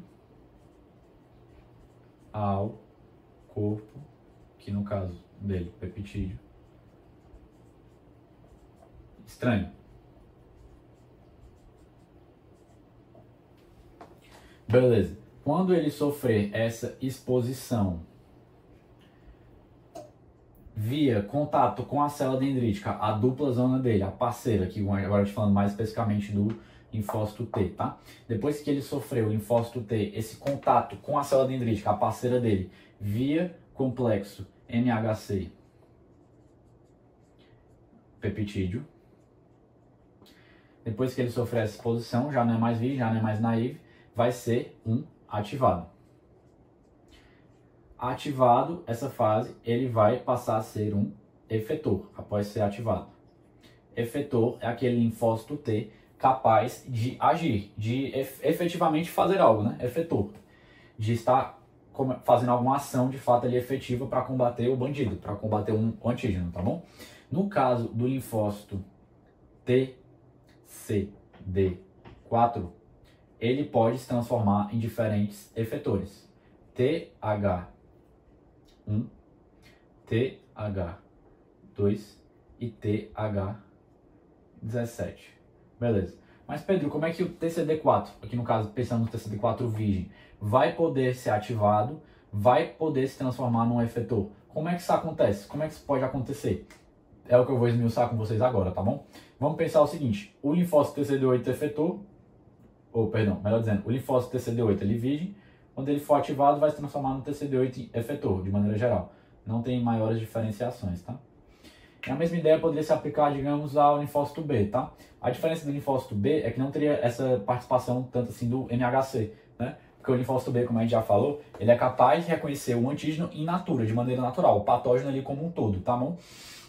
Então, no caso do linfócito B, ele também seria imaturo, mas aqui também não seria o timo, né? Só para falar rapidinho dele, ele amadurecia na própria medula óssea, o linfócito B, e quando ele fosse maduro, na EVO virgem, uma hora ele poderia ser exposto, não por via aqui, repetindo, exposto diretamente ao corpo estranho, ativado e se transformar em efetor. O nome do linfócito B é efetor, que efetua a sua função de produzir anticorpos, é precisamente plasmócito. Ele ganha esse nome, tá?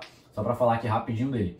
Agora vamos entender juntos como é que ocorre mais precisamente essa interação do linfócito TCD4 virgem, falando aqui especificamente TCD4, que eu vou focar com vocês, ao antígeno, para logo em seguida se transformar num TH1, TH2 ou TH17, por exemplo. O que acontece no meio desse processo todo? Vamos entender isso. Fala pessoal, voltei. Vamos dar aqui segmento, tava dando só uma limpadinha no quadro, tá bom? Vamos lembrar o seguinte. Eu vou falar agora mais especificamente da interação específica da célula dendrítica com o linfócito TCD4, tá? Então vamos aqui prestar muita atenção. Aqui no quadro eu coloquei duas regiões. O tecido, de maneira geral, qualquer tecido que seja do nosso corpo, a gente poderia pensar na nossa pele, ali que sofreu aquele corte. E a região do linfonodo.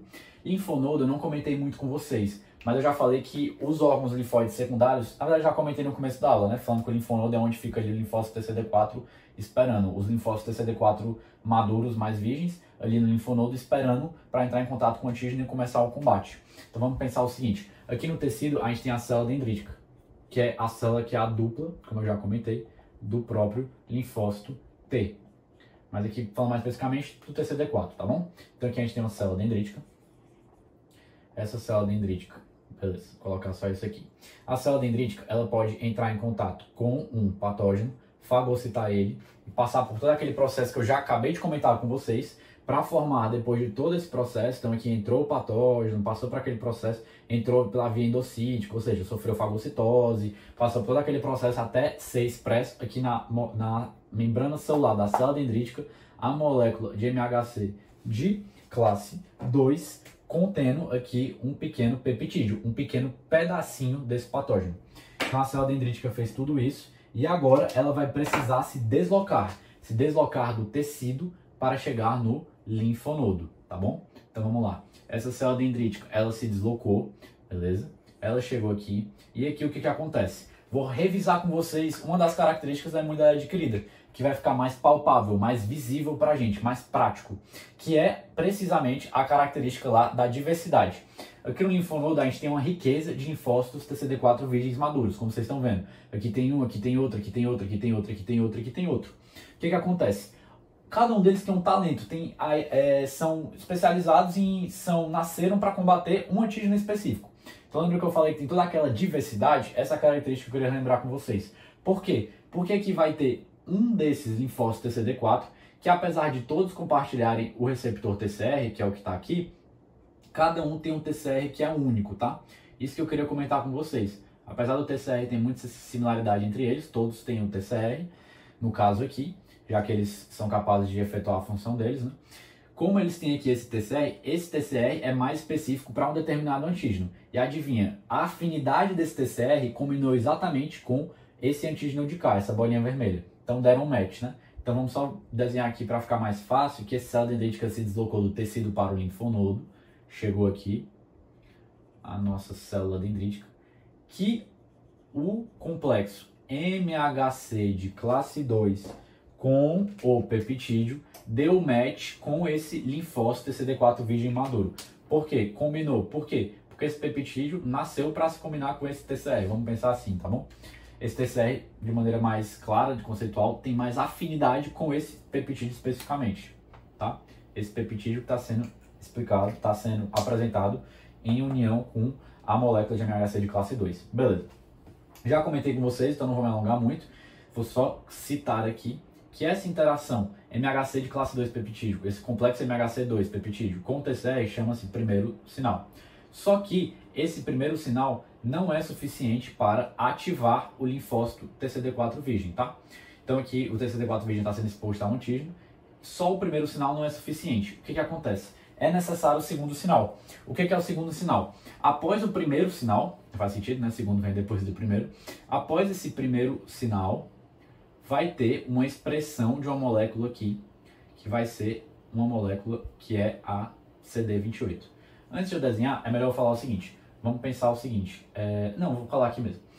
É melhor. Aqui vai ter a expressão dessa molécula aqui, que é a molécula CD28. Essa molécula CD28 vai se interagir com a molécula também que está sendo expressa aqui na própria célula dendrítica, que é a molécula B7. Isso aqui é importante saber. Deixa eu botar de vermelho para ficar claro, para não confundir.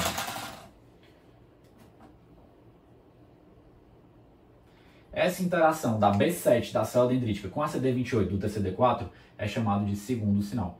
Só a partir do segundo sinal, ou seja, logo em seguida ao segundo sinal, eu posso falar que esse linfócito TCD4 foi ativado. Ou seja, se acontecer só o primeiro sinal, não vai ter sido ativado. Só vai ter sido ativado quando passar logo em seguida ao segundo sinal.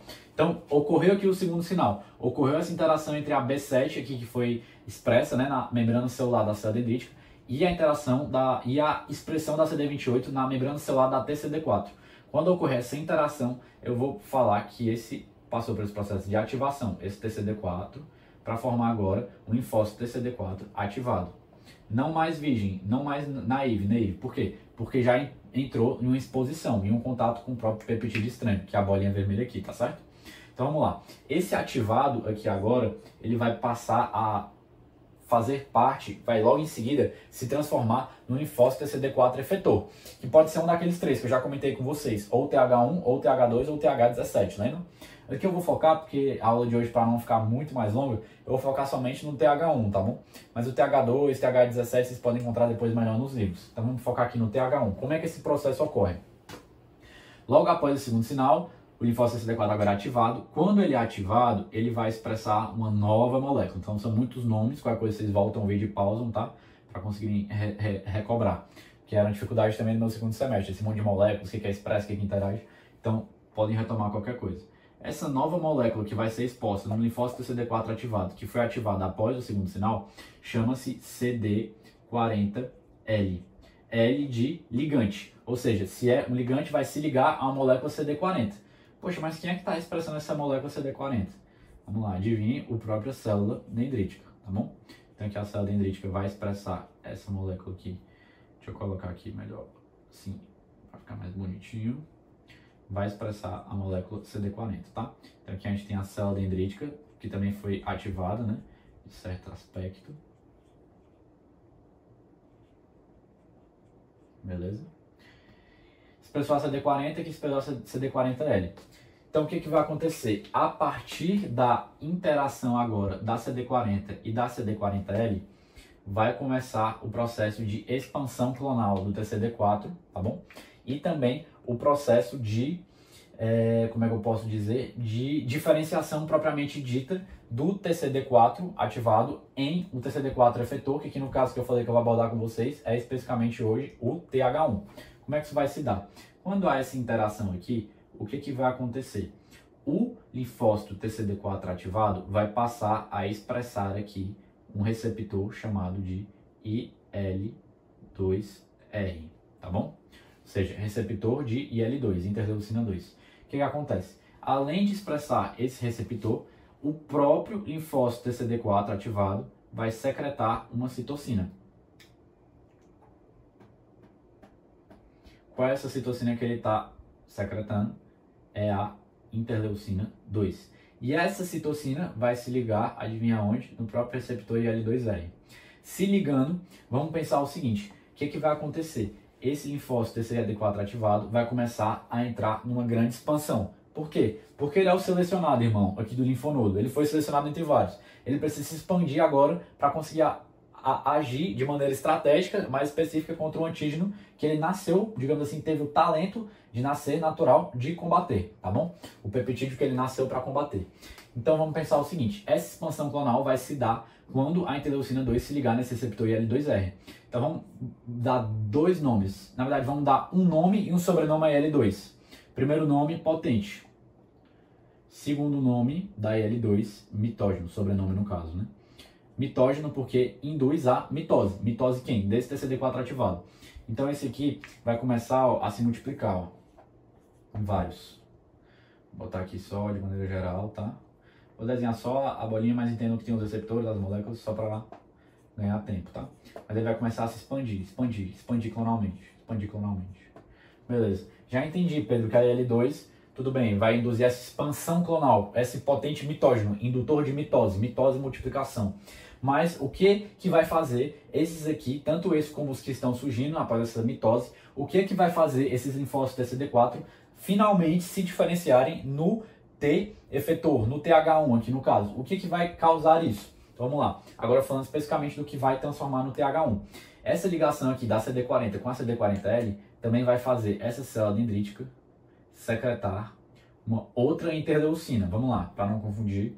Agora a célula dendrítica que está secretando uma interleucina. Deixa eu botar a cor de preto, pessoal, só para diferenciar, tá? Essa interleucina aqui, agora é a IL-12, desculpa. IL-12. A interleucina 12, vamos dar um nome e sobrenome para ela também? Bora. Na verdade vai ter um nome e dois sobrenomes.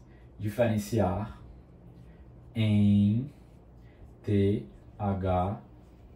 Então quem vai fazer essa diferenciação dessa ruma de linfócito TCD4 em TH1 vai ser precisamente a IL-12. Então ela vai vir aqui, a IL-12 caminhando, vai agir aqui sobre esse linfócito TCD4 e sobre esses vários outros. Para agora todos eles, eu vou desenhar só em um, mas entendam que isso é a formação de vários, darem origem ao TH1 finalmente. Deixa eu só colocar um aqui. TH1 finalmente, tá? Então aqui vários TH1 sendo formados. Esses TH1s vão ter várias ferramentas, não são exatamente assim, tá, pessoal? De fato, as ferramentas que o TH1 tem para auxiliar as outras células de defesa são precisamente as citocinas. Mas eu coloquei aqui na membrana dele só para simbolizar, né, para ficar uma analogia de que eles têm ferramentas, ou seja, eles auxiliam, tá bom? Auxiliam por meio de citocinas.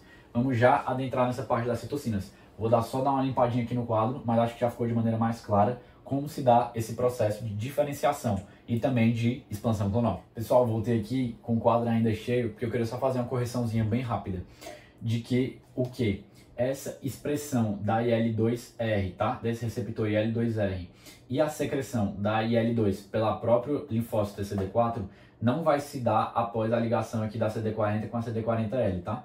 Eu me confundi, peço desculpas. No caso, isso aqui vai acontecer, essa secreção de IL-2 e a expressão de IL-2R após o segundo sinal mesmo, direto, tá bom? Então tem o segundo sinal e logo em seguida já vai ter todo esse jogo aqui de expressão do IL-2R e secreção da IL-2. Tudo isso pelo próprio linfócito TCD4, tá? Então, só revisando aqui também, essa ação do linfócito TCD4 que secreta uma citocina que age sobre ele mesmo é uma ação autócrina. Só revisando o que a gente falou na aula passada também, tá bom? Queria fazer só essa pequena correção. Então vamos lá, pessoal. Dei aqui uma limpada no quadro, já preparei pra gente dar continuidade na aula, beleza? A gente acabou de ver como é que se deu todo o processo de formação do TH1 lá no linfonodo, né? Toda aquela diferenciação, principalmente pela citocina IL-12. Mas agora vamos ver o seguinte, esse TH1, o que acontece? Ele foi formado ali no linfonodo, mas o local que estão precisando dele não era no linfonodo, seria ele num tecido que foi lesado, onde está ali justamente o bandido, o nosso patógeno. Então esse TH1 vai ter que se deslocar do linfonodo até o tecido onde está localizado o patógeno, ok? Lembrando que o TH1, pessoal, quando ele chegar aqui no tecido, ele não vai atacar diretamente o patógeno que está por aqui, tá? Ele vai auxiliar as outras células de defesa da região. Por isso que o Hzinho aqui de helper, né? De auxiliador. E vai estar auxiliando por ali. Aqui eu coloquei no TH1 essas moléculas aqui, que não existem assim de fato, tá? É só para ilustrar o seguinte, que ele tem essas ferramentas para auxiliar. Então, isso aqui é só uma ilustração das ferramentas. Quais são as ferramentas que o TH1 dispõe para auxiliar os seus companheiros de defesa? São precisamente as citocinas. Qual é a principal citocina secretada pelo TH1 para fazer esse trabalho? Vai ser justamente a interferon gama. Interferon gama, ok? Quando o TH1 liberar essa interferon gama vai se ligar principalmente no receptor de um colega do TH1, uma célula de defesa que a gente já viu, chamada de macrófago, que tem por função como excelência fagocitar. Então, eu coloquei aqui como exemplo uma bactéria bem conhecida no meio médico, né? Quando vocês forem ver mais na parte clínica, costuma ser bem comentada, que é a Mycobacterium tuberculose, que pode causar, né, a doença da tuberculose. Então, digamos o seguinte, esse macrófago tinha fagocitado o Mycobacterium tuberculosis e estava aqui no fagolisossomo desse macrófago. Só que tem um probleminha. Essa Mycobacterium tuberculosis, eu já vou adiantar isso com vocês, para não falar depois, falar logo agora, ela tem mecanismos de impedir uma destruição maior dela ali dentro do macrófago, tá? Então aqui já está formado o fagolisossomo e tudo bonitinho, mas digamos que não tivesse formado ainda, estava com dificuldade de formar. Por que essa dificuldade? Porque a Mycobacterium tuberculosis tem uma estrutura chamada de LAN, que é lipido. Não vou escrever porque eu não acho que não tem necessidade de vocês saberem, lembrem só de LAN, mas é lipido arabino manana, se eu não me engano. E além disso, tem uma substância chamada de ácido micólico também, que vai dificultar o processo de destruição do Mycobacterium tuberculose. Então, esses aqui são os dois principais mecanismos de defesa do Mycobacterium tuberculose, do bandido, do invasor, para que não seja destruído, tá bom?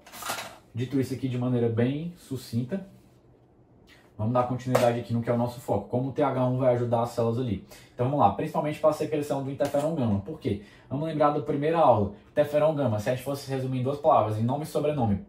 Na verdade, três, né? Um nome e dois sobrenomes. Potente ativador de macrófago. Potente ativador macrófago, tá? 3 aí, 4. Então vamos lá, o interferon gama se ligaria aqui nesse receptor do macrófago, que é precisamente o receptor R de interferon gama, para ativar com muita potência esse macrófago. Ou seja, ia dar um boost, ia dar um impulso, como se a TH helper estivesse falando no ouvido do macrófago e as palavras fossem o interferon gama e falando assim: bora macrófago, macho, mata esse Mycobacterium tuberculose aí, papoca ele. Aí é como se o TH1 estivesse fazendo isso, principalmente pela ação do interferon gama. Só comentar o seguinte com vocês, o interferon gama é importante a gente saber que ele também pode apresentar outras funções. Essa aqui é a principal, de estimular mais o macrófago, mas ele também pode ajudar na ativação, na própria aumento da diferenciação do próprio do TCD4 no TH1, tá? Pode ajudar ele a diferenciar, beleza? E além disso, pode estimular as células dendríticas também a produzir, aumentar a sua produção de MHC classe 2 ou de classe 1 também, associado ao peptídeo, tá? São outras funções que pode ter o nosso interferon gama aqui.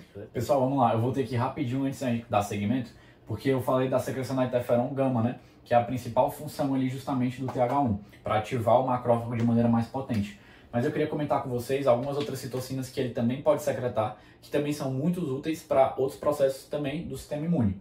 Então vamos lá, eu já falei da principal, que assim, digamos, é o próprio interferon gama, mas eu queria comentar também com vocês que o TH1 pode secretar TNF-alfa, tá bom? E além do próprio TNF-alfa, ele pode secretar também quimiocinas, que são duas moléculas, né? Duas substâncias muito importantes, como a gente viu lá na última aula, na primeira aula, da imunidade inata, para participar ali da recrutação de leucócitos, principalmente do neutrófilo. Não sei se vocês vão lembrar, tá? Mas essas duas aqui participam muito ativamente disso, tá bom? E além disso, o nosso amigo TH1 pode auxiliar liberando IL-2, que pode ajudar também, lembra, IL-2 é o quê? Qual é o nome e sobrenome? Potente mitógeno. Pode ajudar também na expansão clonal do próprios outros linfócitos TCD4 e também no TCD8, na expansão clonal do TCD8. Como assim, Pedro? Já vou chegar no TCD8 e a gente vai ver melhor isso, tá? Mas eu queria só reforçar isso daqui com vocês, principalmente essas citocinas daqui, tá bom? Então, é isso. Voltei, galera. Eu falei que não ia me alongar muito, estava aqui só limpando o quadro e preparando, mas eu queria só citar rapidamente para não passar batido coisas muito gerais sobre o TH2 e o TH17. A gente já comentou meio que do principal linfócito T efetor, né, que seria o T helper 1. O 1 já indica, né, o primeiro, o principal, assim por dizer, que eu já comentei mais anteriormente. Mas eu quero comentar rapidinho com vocês esses dois para não passar batido mesmo, tá bom? Então vamos lá. Aqui a gente tem o linfócito TCD4 ativado, nesses dois casos aqui, tá? Que vai mudar o processo de diferenciação. Em vez de diferenciar em TH1, vai diferenciar em TH2 ou TH17. Mas até chegar aqui no linfócito TCD4 ativado, o processo é muito similar. E também a expansão mitótica por meio do potente mitógeno, que é a IL-2, ocorre de maneira igual. Aqui só o que vai mudar é a diferenciação mesmo desse linfócito TCD4 ativado, que poderia ser vários outros aqui também multiplicados, no T efetor, no caso TH2, que vai mudar as interleucinas envolvidas. Quero só comentar isso aqui rapidinho com vocês e a própria função, tá? Então, quando a gente tem o linfócito TCD4 ativado, ele pode se diferenciar em TH2 por meio das interleucinas IL-4 e IL-13.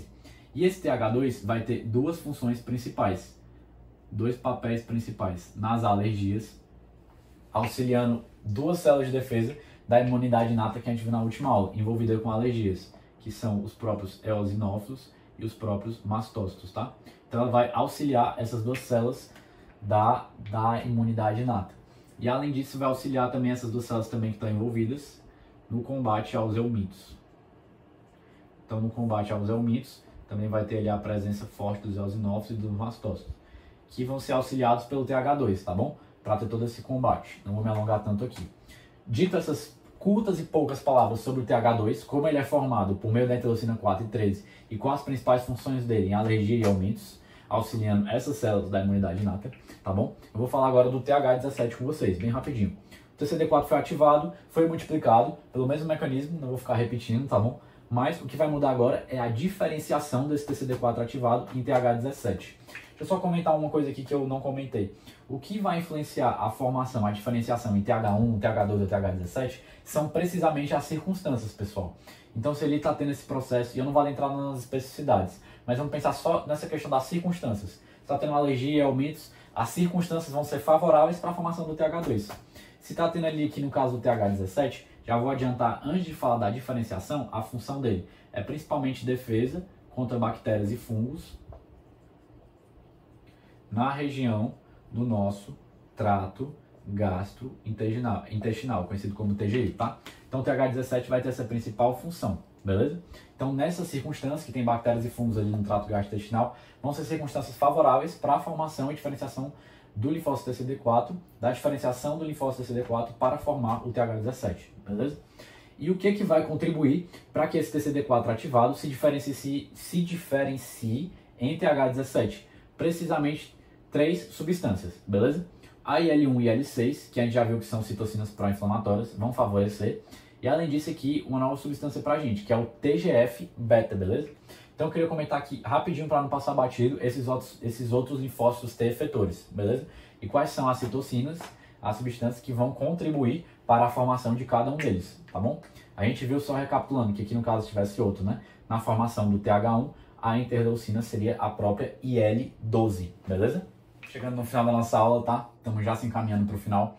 É praticamente a última parte que eu queria comentar com vocês hoje, que é o mecanismo de ação, a função, né? Mas melhor dizendo aqui como é que é a ação do nosso amigo linfócito TCD8, linfócito citotóxico, beleza?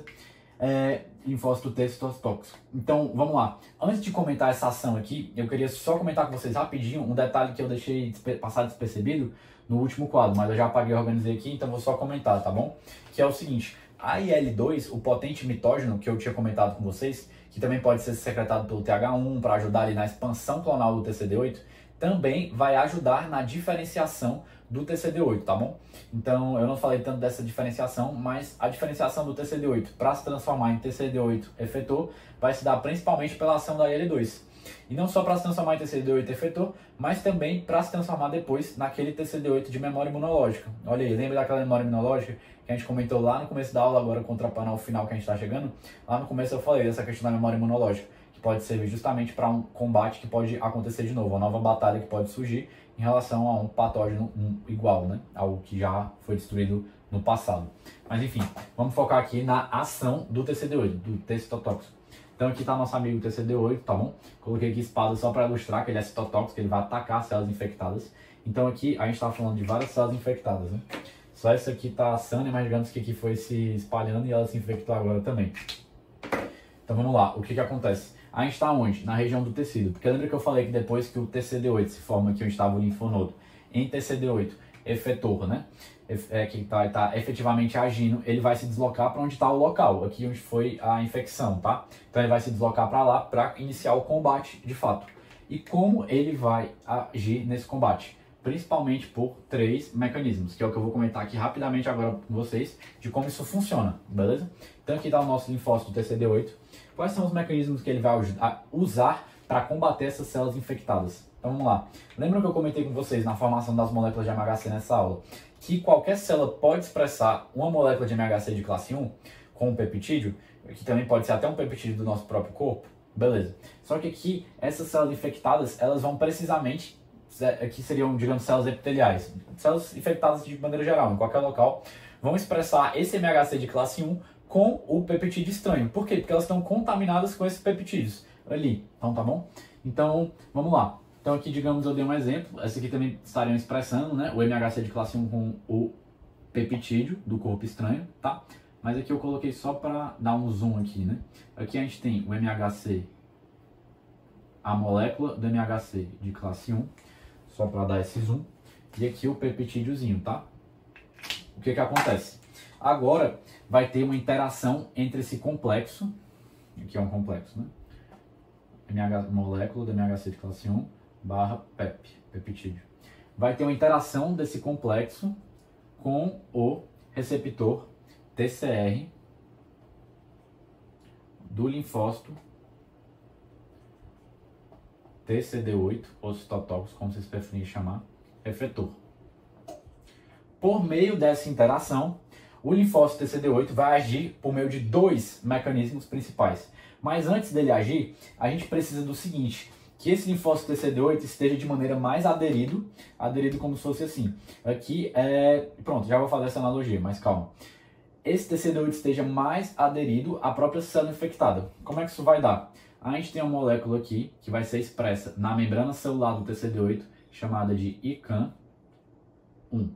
E na membrana celular da célula infectada, ela passa a expressar uma molécula chamada de LFA1. Eu não me preocuparia, seria interessante se vocês decorassem esses nomezinhos, mas vamos focar aqui só no mecanismo, tá bom? Isso é o que eu quero que saia aqui. Que vão ser moléculas precisamente de adesão. O que significa? A gente está aqui, esse pincel aqui é o meu linfócito TCD8, tá bom? E essa tampa do pincel, não, melhor dizendo, desculpa. Aqui é o linfócito TCD8 e ele está expressando essa molécula de adesão, o ICAM1. Aqui é o meu ICAM1, tá bom? Esse pincel, essa parte aqui do pincel. E a célula, precisamente, essa célula daqui, só pegar a tampa preta, essa célula infectada está expressando essa molécula de adesão, o LFA1, tá? O que vai acontecer? Essas moléculas vão interagir e gerar uma adesão. Então aqui estaria o meu linfócito, precisamente aqui a minha mão segurando, né? Meu linfócito TCD8 e aqui estaria a célula infectada. E eles estão mais aderidos, ó, estão sendo segurados por essas 2 moléculas de adesão, beleza? Então o que vai acontecer a partir daqui? Só pegar aqui o pincel, pegar o preto mesmo. A partir daqui, o linfócito TCD8 vai conseguir agir de maneira mais efetora para matar essa célula infectada. Como é que ele vai combater, né? Vou apagar aqui a espada que já ficou claro, que é precisamente só para indicar que o TCD8 tem essa função de combate citotóxica. Vai combater pela liberação de perforinas, são essas bolinhas pretas, que vão agir aqui na membrana celular da célula infectada para perfurar essa membrana e induzir a lise, né? Porque vai entrar aqui a própria questão da água, né? Que ela vai desbalancear a questão dos eletrólitos da água, e aí vai entrar aqui e vai estufar a célula até ela papocar mesmo, né? Em termos mais leigos. Mas ela vai papocar e morrer, né? E, além dessa possibilidade do mecanismo das perforinas, a gente também pode ter a liberação de granzimas, aqui que seriam as bolinhas azuis. Essas granzimas vão se ligar aqui na célula infectada, ativar caspases aqui dentro, e essas caspases vão ser essenciais para o processo, induzir na célula infectada um processo de apoptose, beleza? Então eu já citei aqui já expliquei como é que funcionam os dois principais mecanismos que o linfócito TCD8 vai matar uma célula infectada, que é por meio das perforinas e das granzimas. Eu vou citar aqui um terceiro e último, porque pode ser assunto que vocês tenham se cruzado, para ficar bem claro, tá bom? O que acontece? Quando uma célula está infectada, ela passa a expressar aqui um receptor que a gente chama de receptor da morte, que é o FAS-L, que é o ligante do FAS, né, da molécula do FAS. Quem vai expressar a molécula do FAS, deixa eu pintar aqui de vermelho, é o TCD8. Quando se ligar o FAS aqui do TCD8 com o FAS-L da célula infectada, essa interação aqui, precisamente, vai induzir a apoptose. Via caspases, né? Mesmo mecanismo parecido justamente com quem? Que eu comentei, com as próprias granzimas, tá bom? Induzir a apoptose. Então aqui qual seria o terceiro e último mecanismo do linfócito citotóxico? Seria via FAS. Expressão, interação FAS com o FAS-L, né? Beleza, pessoal? É isso aí sobre o mecanismo de ação, como o TCD8, o linfócito T citotóxico, age para matar as próprias células infectadas, beleza? Pessoal, fazer aqui só uma correção rapidinha do último quadro, tá? Estamos aproximando do final. Só desculpa que eu troquei. Quem expressa o FAS vai ser a célula infectada, tá? Eu só troquei. E quem expressa o FAS-L é o linfócito TCD8, tá bom? Eu tinha falado o contrário. Então, só para fazer essa correção aqui, para não deixar vocês confusos, tá bom? Peço desculpas pelo erro. Então, galera, chegamos praticamente no fim da nossa aula. Eu queria só citar aqui de boca mesmo, só para não deixar passar batido. Eu citei aqui os principais protagonistas da imunidade celular, né? Desse componente da imunidade adquirida, que é a imunidade celular. Mas eu não comentei um deles, que é o linfócito T regulador. Não vou me alongar muito, só dizer o T regulador, o próprio nome já diz. Regular ali todo aquele processo inflamatório, processo imune ali que está acontecendo no local, tá bom? Para que não passe da medida, para que não haja mais destruição das nossas próprias células do que um combate ali efetivo ao bandido, tá bom? Ao patógeno, ao antígeno. Então, pessoal, é basicamente isso. Queria agradecer a atenção, né? Essa aula se alongou um pouco, mas agradecer a atenção, reforçar o que eu falei já na primeira aula, né? Que eu estou à disposição para qualquer dúvida que vocês tiverem, que vocês precisarem. Agradecer a professora Silvia, né? Que escreveu aquele e-book maravilhoso, que me ajudou muito na construção dessa aula. Também usei o Abas para só confirmar alguns pontos, conferir alguns pontos antes de dar essa aula. E essas foram as principais referências, vão estar aí também no final do vídeo, tá bom? Então, agradeço mais uma vez a atenção e reforçando, vocês têm o meu contato aí, se não tiverem, peçam aí para alguém, consigo. Porque se vocês precisarem tirar alguma dúvida, também eu tô aqui aberto e tô à disposição de vocês, beleza? Valeu, galera. Até a próxima.